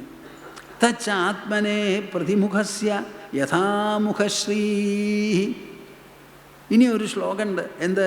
ബാലസ്യനേഹശരണം പിതരൗ നൃസിംഹ നാർത്തസ്യ ചാഗതമുദന്വതി മജ്ജതോ നൗഹു തപ്തസ്യ തത്പ്രതിവിധിർ യൈഹാഞ്ജസേഷ്ടഃ താവത് വിഭോ തനുഭൃതാം ത്വദുപേക്ഷിതാനാം.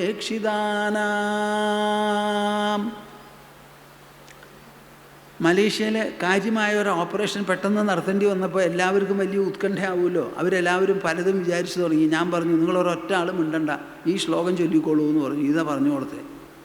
ബാലസ്യനേഹ ശരണം പിതരൗ നൃസിംഹ. അല്ലേ നരസിംഹമൂർത്തെ, ഈ ലോകത്തിലൊരു കുട്ടിക്ക് അച്ഛനമ്മമാരല്ല ശരണം. കേൾക്കണുണ്ടോ നിങ്ങൾ? ഇനി മിണ്ടരുത്. എൻ്റെ കുട്ടി ഞാൻ വളർത്തിക്കൊണ്ടുവന്നു, ഞാൻ കഷ്ടപ്പെട്ടു, ഞാൻ അധ്വാനിച്ചു. കുഴിച്ചു മൂടിനാ വാക്കുകളൊക്കെ. നിങ്ങളുടെ ഹാർട്ട് മിടിപ്പിക്കുന്നത് ആരാപ്പാ? ഹാർട്ട് മിടിക്കുമ്പോഴല്ലേ നിങ്ങൾ ബാക്കിയുള്ള ജോലികൾ ചെയ്യുന്നത്. കാലത്തെണീറ്റ് ഒരു വിളക്ക് കൊളുത്തി നമസ്കരിച്ച് കാര്യങ്ങൾ ചെയ്യാൻ പറയും. ഞാൻ നമ്മുടെ ഭക്തന്മാരോടൊക്കെ പറയാറുണ്ട്, ആ വിളക്ക് കൊളുത്തി നമസ്കരിക്കാൻ പറയണു. വിളക്ക് കൊളുത്തിയിട്ട് വേണ്ടേ നമസ്കരിക്കാൻ? ആ വിളക്ക് കൊളുത്തിപ്പിക്കണത് ആരാ? നമ്മുടെ ഹാർട്ട് മിടിക്കുന്നത് കൊണ്ടാണ്. ഹാർട്ടിനെ മിടിപ്പിക്കുന്നതാണ് ഈശ്വരൻ. അപ്പോൾ ഈശ്വരൻ എപ്പോഴും നമ്മുടെ സന്തത സഹചാരി ഉള്ളിലുണ്ട്, എപ്പോഴുമുണ്ട്. ആ ഈശ്വരനാണ് സർവ്വദിക്കിലും നമുക്ക് ശരണം. അല്ലാണ്ട് ബാലസ്യനേഹ ശരണം പിതരൗ. ഒരു കുട്ടിക്ക് ജന്മം നൽകിയ അച്ഛനമ്മമാരല്ല ശരണം. അവർ കുറേ കാലം കഴിഞ്ഞാൽ മരിച്ചു പോവും, അവന് മുമ്പ് തന്നെ. നാർത്തസ്യ ജാഗതം. രോഗികൾക്ക് മരുന്നല്ല ചികിത്സ. ഉദൻവതി മജ്ജതോ നൗഹു. സമുദ്രത്തിലോ പുഴയിലോ മുങ്ങുന്നവർക്ക് തോണിയല്ല ശരണം. തപ്തസ്യ തത്പ്രതിവിധിർ യഹിഹാഞ്ജശ്രേഷ്ഠ. ഏത് വിധത്തിലുള്ള സന്താപമോ കഷ്ടമോ ഉണ്ടെങ്കിലും അതിനൊക്കെ പ്രതിവിധിയൊക്കെ എന്താ? എല്ലാ പ്രതിവിധികളും താവത് വിഭോ തനുഭൃതാം ത്വദുപേക്ഷിതാനാം. അങ്ങ് ഉപേക്ഷിച്ചു എന്നുണ്ടെങ്കിൽ ഈ സംഗതികളൊന്നും പ്രയോജനപ്പെടില്ല എന്ന്. ഇവയൊക്കെ പ്രയോജനപ്പെടുന്നത് അങ്ങയുടെ അനുഗ്രഹത്താലും അങ്ങയുടെ പ്രേരണയാലും അങ്ങ് പ്രശോഭിപ്പിക്കുന്നത് കൊണ്ടും പ്രവർത്തിപ്പിക്കുന്നത് കൊണ്ടുമാണ്. അല്ലാണ്ട് ഒരാളും വിചാരിക്കേണ്ട ഞാൻ എൻ്റെ കുട്ടികളെ നോക്കി രക്ഷിച്ചു വളർത്തിയെന്ന്. ഒരാളുമില്ല. നമ്മുടെ സ്വാഭാവികമായി നമുക്ക് തോന്നുന്ന കാര്യങ്ങൾ നമ്മുടെ ഈശ്വരൻ തന്ന ശക്തികൾ കൈ കാലും മനസ്സും ബുദ്ധിയും ഉപയോഗിച്ച് നമ്മൾ ചെയ്യണമെന്ന് മാത്രമേ ഉള്ളൂ എന്ന്. അങ്ങനെ സ്തുതിയൊക്കെ കഴിഞ്ഞപ്പോൾ നരഹരിക്ക് തൃപ്തിയായിട്ട് നരഹരി പറയാണ്, മോനെ എനിക്ക് വളരെ സന്തോഷമായി, ഞാൻ തൃപ്തനായി, എൻ്റെ ഉദ്ദേശം നടന്നു, എനിക്ക് എന്നോട് ചില കാര്യങ്ങൾ പറയാനുണ്ട്. അപ്പം മകൻ ചിലതൊക്കെ നല്ലോണം പോലെ പറഞ്ഞു. അത് മുഴുവൻ പറയാൻ എനിക്കിവിടെ സമയം ഉണ്ടാവും തോന്നുന്നില്ല. മാം പ്രലോഭയോത്പത്യ ആസക്തം കാമേഷു തൈർവരൈഃ. മാം പ്രലോഭയോത്പത്യാസക്തം കാമേഷു തൈർവരൈഃ. തത്സംഗഭീതോ നിർവിണ്ണോ മുമുക്ഷുസ്ത്വാം ഉപാശ്രിതഃ. നിനക്ക് എന്ത് വരാ വേണ്ടത് ഞാൻ തരാം, ചോദിച്ചോളൂ എന്ന് പറഞ്ഞു. അപ്പം ഈ കുട്ടി പറയാണ്, ഒന്ന് ശ്രദ്ധിക്കണപ്പാ, കേൾക്കൂ. ഈ കുട്ടി പറയാണ്, മാം പ്രലോഭയോത്പത്യ. വരങ്ങൾ തരാം എന്ന് പറഞ്ഞ് എന്നെ പ്രലോഭിപ്പിക്കരുത് എന്ന്. കേൾക്കുന്നുണ്ടോ നിങ്ങൾ? ഞാൻ എന്താ വേണ്ട ഇത് നിങ്ങളുടെ മനസ്സിൽ കയറാൻ? എനിക്ക് വരങ്ങൾ തന്നെ തന്ന് എന്നെ പ്രലോഭിപ്പിക്കരുതേ. അസുരകുലത്തിലാണ് ഞാൻ ജനിച്ചത്. അവിടെ നിന്നാൽ നേരെയാവില്ല എന്ന് എനിക്ക് നല്ല പോലെ അറിയാം. ജന്മം തന്നെ പിഴച്ചതാ. അതുകൊണ്ട് ഞാൻ എല്ലാം വിട്ട് എനിക്ക് ഇപ്പോഴുള്ള സംഘത്തെ പേടിച്ച് അങ്ങേ ശരണം പ്രാപിച്ചിരിക്കുകയാണ്. ഞാനൊരു മുമുക്ഷുവാണ്, കാംക്ഷിയാണ്. അതുകൊണ്ട് അങ്ങേ ആശ്രയിച്ചവനെ ഇങ്ങനെ വരം തരാം എന്ന് പറയരുതേ. ഭൃത്യലക്ഷണ ജിജ്ഞാസു ഭക്തം കാമേഷ്വചോദയത് ഭവാൻ സംസാരബീജേഷു ഹൃദയഗ്രന്ഥിഷു പ്രഭോ നാന്യതാഥേ അഖിലഗുരോ ഖടേത കരുണാത്മനഃ യസ്ത ആശിഷാശാസ്തേ നസഭൃത്യ സവൈവണിക് ആശാസാനോ ന വൈ ഭൃത്യ സ്വാമിന്യാശിഷാത്മനഃ ന സ്വാമി ഭൃത്യതഃ സാമ്യം ഇച്ഛന്യോ രാതിശാശിഷ അഹം ത്വകാമസ്ത്വദ്ഭക്തഃ ത്വം ച സ്വാമ്യനപാശ്രയഃ നാന്യഥേഹാവയോരർത്ഥോ രാജസേവകയോരിവ. ഒരു യജമാനന് ജോലി ചെയ്യുന്ന ഒരു ഭൃത്യനുണ്ട്. ആ ഭൃത്യൻ ചില ദിവസമൊക്കെ കൂടുതലൊക്കെ ജോലിയൊക്കെ ചെയ്ത് സ്വാമിയെ സന്തോഷിപ്പിക്കും. എന്തിന്? സ്വാമിയുടെ അടുത്ത് നിന്ന് സമ്മാനം കിട്ടാൻ. ചിലപ്പോൾ സ്വാമി ക്രമം വിട്ട് ചിലതൊക്കെ കൊടുത്ത് സമ്മാനങ്ങളൊക്കെ കൊടുക്കും. എന്തിനാ? കൂടുതൽ ജോലി ചെയ്യിപ്പിക്കാൻ. അങ്ങ് ഈ വരം തരാമെന്ന് പറയുമ്പോൾ എനിക്ക് തോന്നുകയാണ് ഒരു യജമാനൻ്റെ അടുത്ത് ഭൃത്യൻ നിൽക്കുന്നത് പോലെയല്ല ഞാൻ അങ്ങയുടെ അടുത്ത് നിൽക്കുന്നത്. എന്നെ പ്രലോഭിപ്പിക്കരുതേ. എനിക്ക് അങ്ങയിൽ നിന്ന് ഒന്നും കിട്ടാനില്ല. അങ്ങയ്ക്ക് വരം തന്നിട്ട് എൻ്റെ അടുത്ത് നിന്ന് ഒന്നും കൂടുതലായി ലഭ്യമാകാനുമില്ല. അങ്ങനെ ഇരിക്കുമ്പോൾ ഈ വരം തരാമെന്നും മേടിക്കൂ എന്നും പറയണത് എന്തിനാണപ്പാ? ഇത് ശരിയായില്ലല്ലോ ഭഗവാനെ, ഇത് ശരിയായില്ലല്ലോ. എന്നെ പരീക്ഷിക്കാനാണ് തരണത് എന്നുണ്ടെങ്കിൽ ഞാൻ വിരോധമില്ല, ഒന്നും പറയണില്ല. ഇനി നിർബന്ധം അങ്ങയുടെ വരം തരാമെന്ന് പറഞ്ഞു, ഞാൻ മേടിച്ചില്ല, ധിക്കാരമായി പോയി നിന്ന് വരരുതല്ലോ എന്ന് പറഞ്ഞ് ഞാൻ ഒരു വരം ചോദിക്കാം. അത് എനിക്ക് വേണ്ടിയിട്ടല്ല, അങ്ങയ്ക്ക് വിഷമമുണ്ടാവരുതല്ലോ എന്ന് വിചാരിച്ച് പറയുന്നതാണ്. യതിരാശീഷമേ കാമാൻ വരാംസ്ത്വം വരദർഷഭ കാമാനാം ഹൃദ്യ സംരോഹം ഭവതസ്തു വൃണേവരം. ദാ മകുട ചൂടാമണിയായി പ്രഹ്ലാദൻ്റെ പറച്ചിൽ. അങ്ങയ്ക്ക് വരം തന്നേ തീരൂ എന്നുണ്ടെങ്കിൽ അല്ലേ വരദർഷഭ, ദാ ഞാൻ ചോദിക്കണു. കാമാനാം ഹൃദ്യ സംരോഹം, കാമാനാം ഹൃദി അസംരോഹം. ഒരിക്കലും എൻ്റെ ഹൃദയത്തിൽ ആശ മുള പൊട്ടരുത്. കേട്ടോ നിങ്ങൾ? ഒരു ക്ഷേത്രത്തിൽ ചെന്ന് നിന്ന് നിങ്ങൾ എന്താണ് ആവശ്യപ്പെടേണ്ടതെന്നുള്ളതാണ് പറഞ്ഞു തരുന്നത്. മിണ്ടരുത്. മക്കള്, കുട്ടികൾ, ജന്മനക്ഷത്രം, പൂജ, പുഷ്പം, മിണ്ടരുത്. എൻ്റെ മനസ്സിൽ ഒരാശയും ഉണ്ടാകരുതേ. അങ്ങ് മാത്രമേ ഉണ്ടാകാവൂ. ഇതാ ക്ഷേത്രത്തിലെ പ്രതിഷ്ഠയുടെ ജന്മനക്ഷത്രത്തിന് ഞാനിതാ ഒരു പുഷ്പാഞ്ജലി നൽകുന്നു, അല്ലെങ്കിൽ എന്ത് മഹത്പൂജയായാലും ചെയ്യുന്നു. ലോകം മുഴുവനും നന്നാവട്ടെ എന്ന് വിചാരിച്ച് ചെയ്യൂ. നിങ്ങൾ ഭഗവാന്റെ മുൻപിൽ പിച്ചയാകരുതപ്പാ. ഭഗവാന്റെ ആയിത്തീരൂ. അങ്ങ് എന്നെ തൻ്റേതെന്ന് വിചാരിക്കണം, അത്ര മാത്രമേ എനിക്കുള്ളൂ എന്ന് പറഞ്ഞോളൂ. അതിനുവേണ്ടി എന്തും ചെയ്തോളൂ. കാമാനാം ഹൃദ്യ സംരോഹം ഭവതസ്തു വൃണേവരം. എൻ്റെ മനസ്സിൽ ഒരാശയും പൊട്ടിമുളയ്ക്കരുത്. വിമുഞ്ചതി യഥാ കാമാൻ മാനവോ മനസി സ്ഥിതാൻ തർഹ്യേവ പുണ്ടരീകാക്ഷ ഭഗവത്വായ കൽപ്പതേ. വിമുഞ്ചതി യഥാ കാമാൻ മാനവോ മനസി സ്ഥിതാൻ. മനസ്സിൽ തുടരെ വന്നുകൊണ്ടിരിക്കുന്ന കാമങ്ങളുണ്ടല്ലോ, ആശകൾ, അത് മുഴുവനും എപ്പോഴാണോ മനുഷ്യൻ വിടുന്നത്, തർഹ്യേവ പുണ്ടരീകാക്ഷ ഭഗവത്വായ കൽപ്പതേ. ആശകളെ അങ്ങോട്ട് വിട്ടാൽ ആ ആൾക്ക് ഭഗവത്വമായി, ഈശ്വരത്വമായി. കേൾക്കുന്നുണ്ടോ?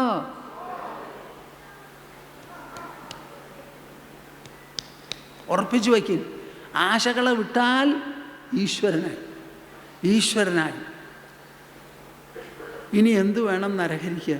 ഇങ്ങനെ ഒരു ഭക്തനെ കണ്ടിട്ടുമില്ല, കേട്ടിട്ടുമില്ല. ആര്? മഹാവിഷ്ണു പരമകല്യാണനിധി. അദ്ദേഹത്തിന് സന്തോഷമായി. ഈ കുട്ടിയെ എങ്ങനെയാപ്പാ സിംഹാസനത്തിലൊന്ന് ഇരുത്തുക? അച്ഛനേതായാലും പോയില്ലോ, അദ്ദേഹത്തിന് ശേഷക്രിയകളൊക്കെ ചെയ്യണം. ആ ശേഷക്രിയ ചെയ്ത് നീ വേണ്ടതുപോലെ കുറച്ചു കാലം ഇരിക്കുക എന്ന് പറഞ്ഞപ്പോഴാണ് എനിക്കൊന്നും വേണ്ടാന്നൊക്കെ പറഞ്ഞത്.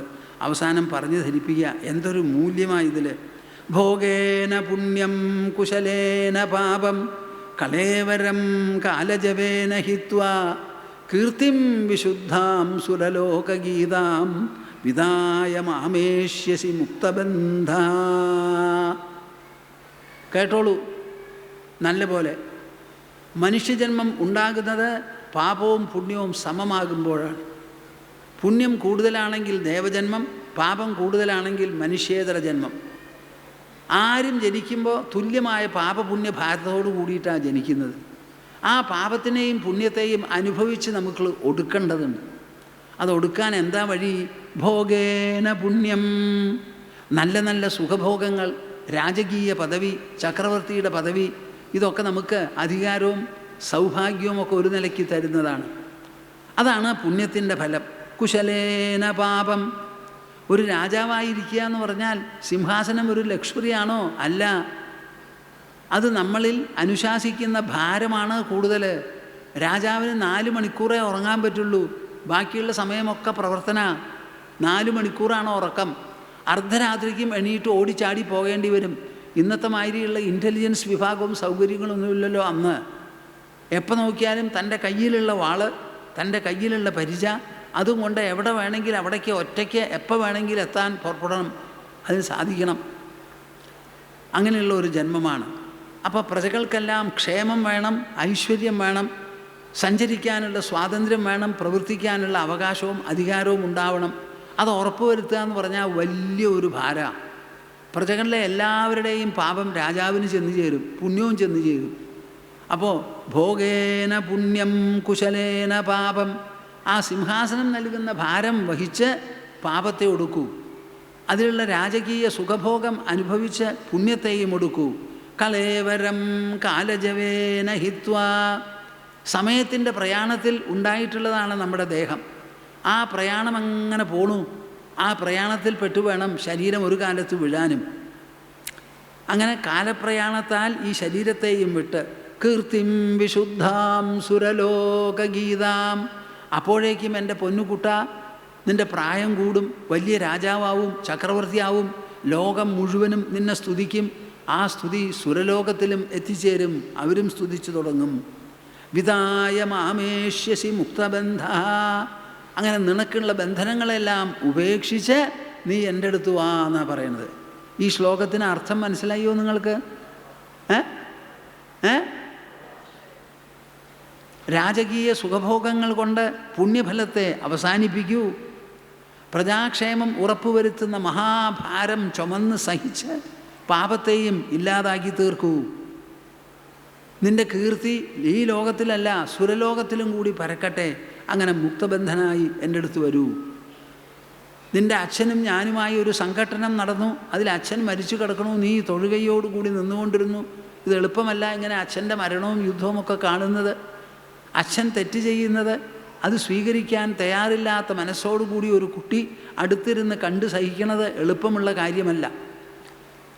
എൻ്റെ അച്ഛന് മോക്ഷം തരണേ, അറിവില്ലായ്മ കൊണ്ട് ചെയ്തതാണ് എന്നൊക്കെ പറഞ്ഞ് പ്രാർത്ഥിക്കുകയും ചെയ്തു.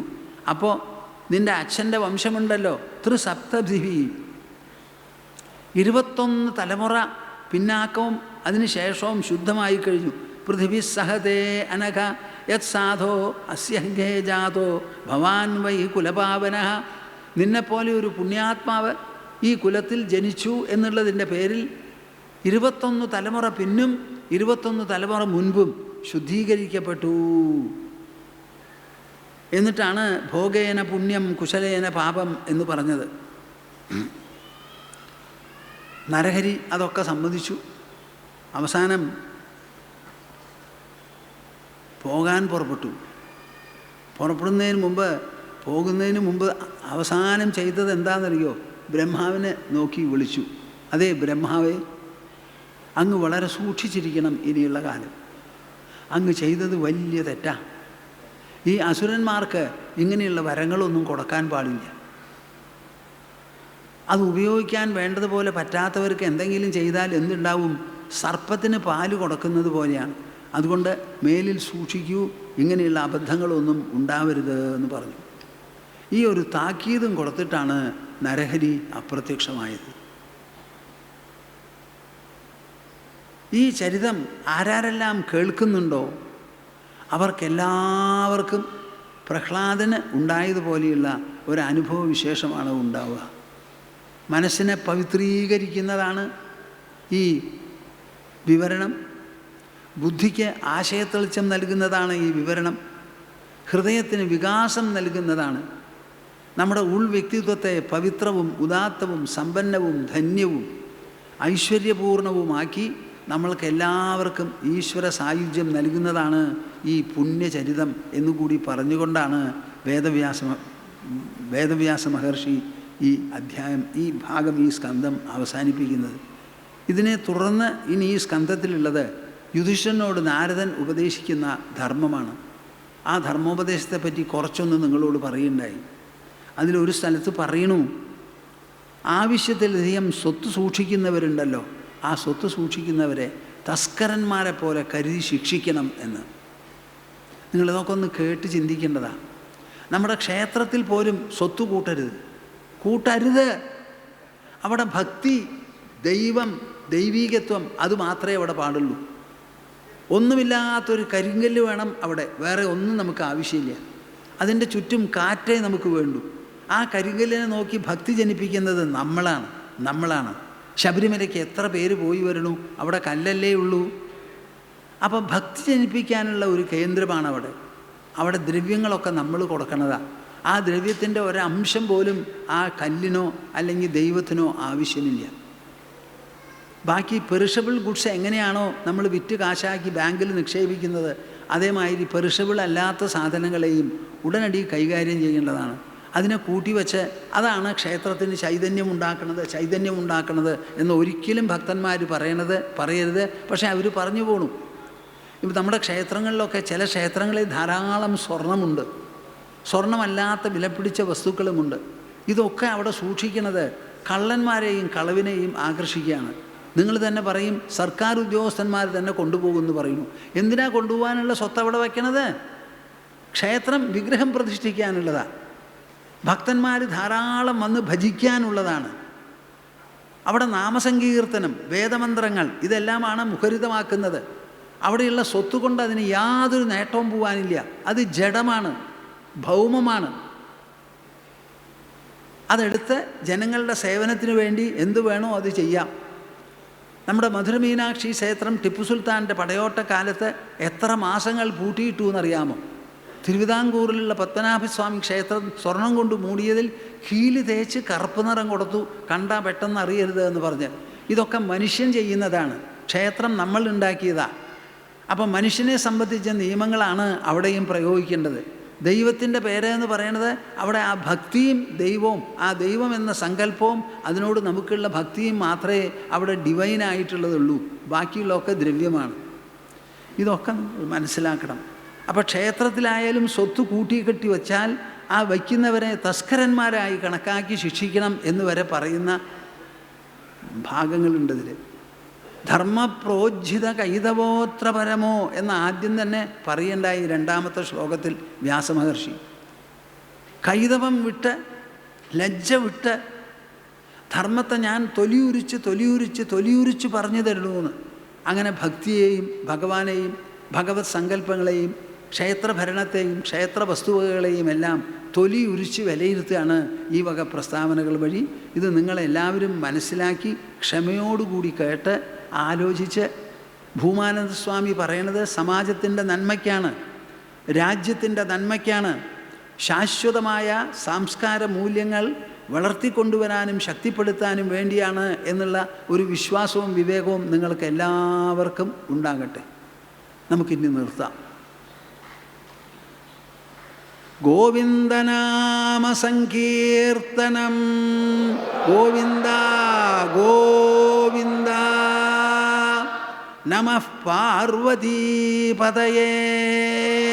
ഹര ഹര മഹാദേവ. ജയതി ജയതി ദേവോ ദേവകീനന്ദനോയം. ജയതി ജയതി കൃഷ്ണോ വൃഷ്ണിവംശപ്രദീപഃ. ജയതി ജയതി മേഘശ്യാമലഃ കോമലാംഗോ. ജയതി ജയതി പൃഥ്വീ ഭാരനാശോ മുകുന്ദഃ. ജയതി ജയതി പൃഥ്വീ ഭാരനാശോ മുകുന്ദഃ. ഹരി ഹരി ഹരി ഓം തത്സത്. എല്ലാവരും കൈകോർത്ത് മടിയിൽ വയ്ക്കൂ. ബാക്കിയുള്ള മുദ്രകളും എടുക്കൂ. ഇതാ എൻ്റെ കൂടെ ഈ കൊല്ലത്തെ പരിസമാപനമായിരിക്കുന്ന ഓംകാര കൂട്ടതപസ്.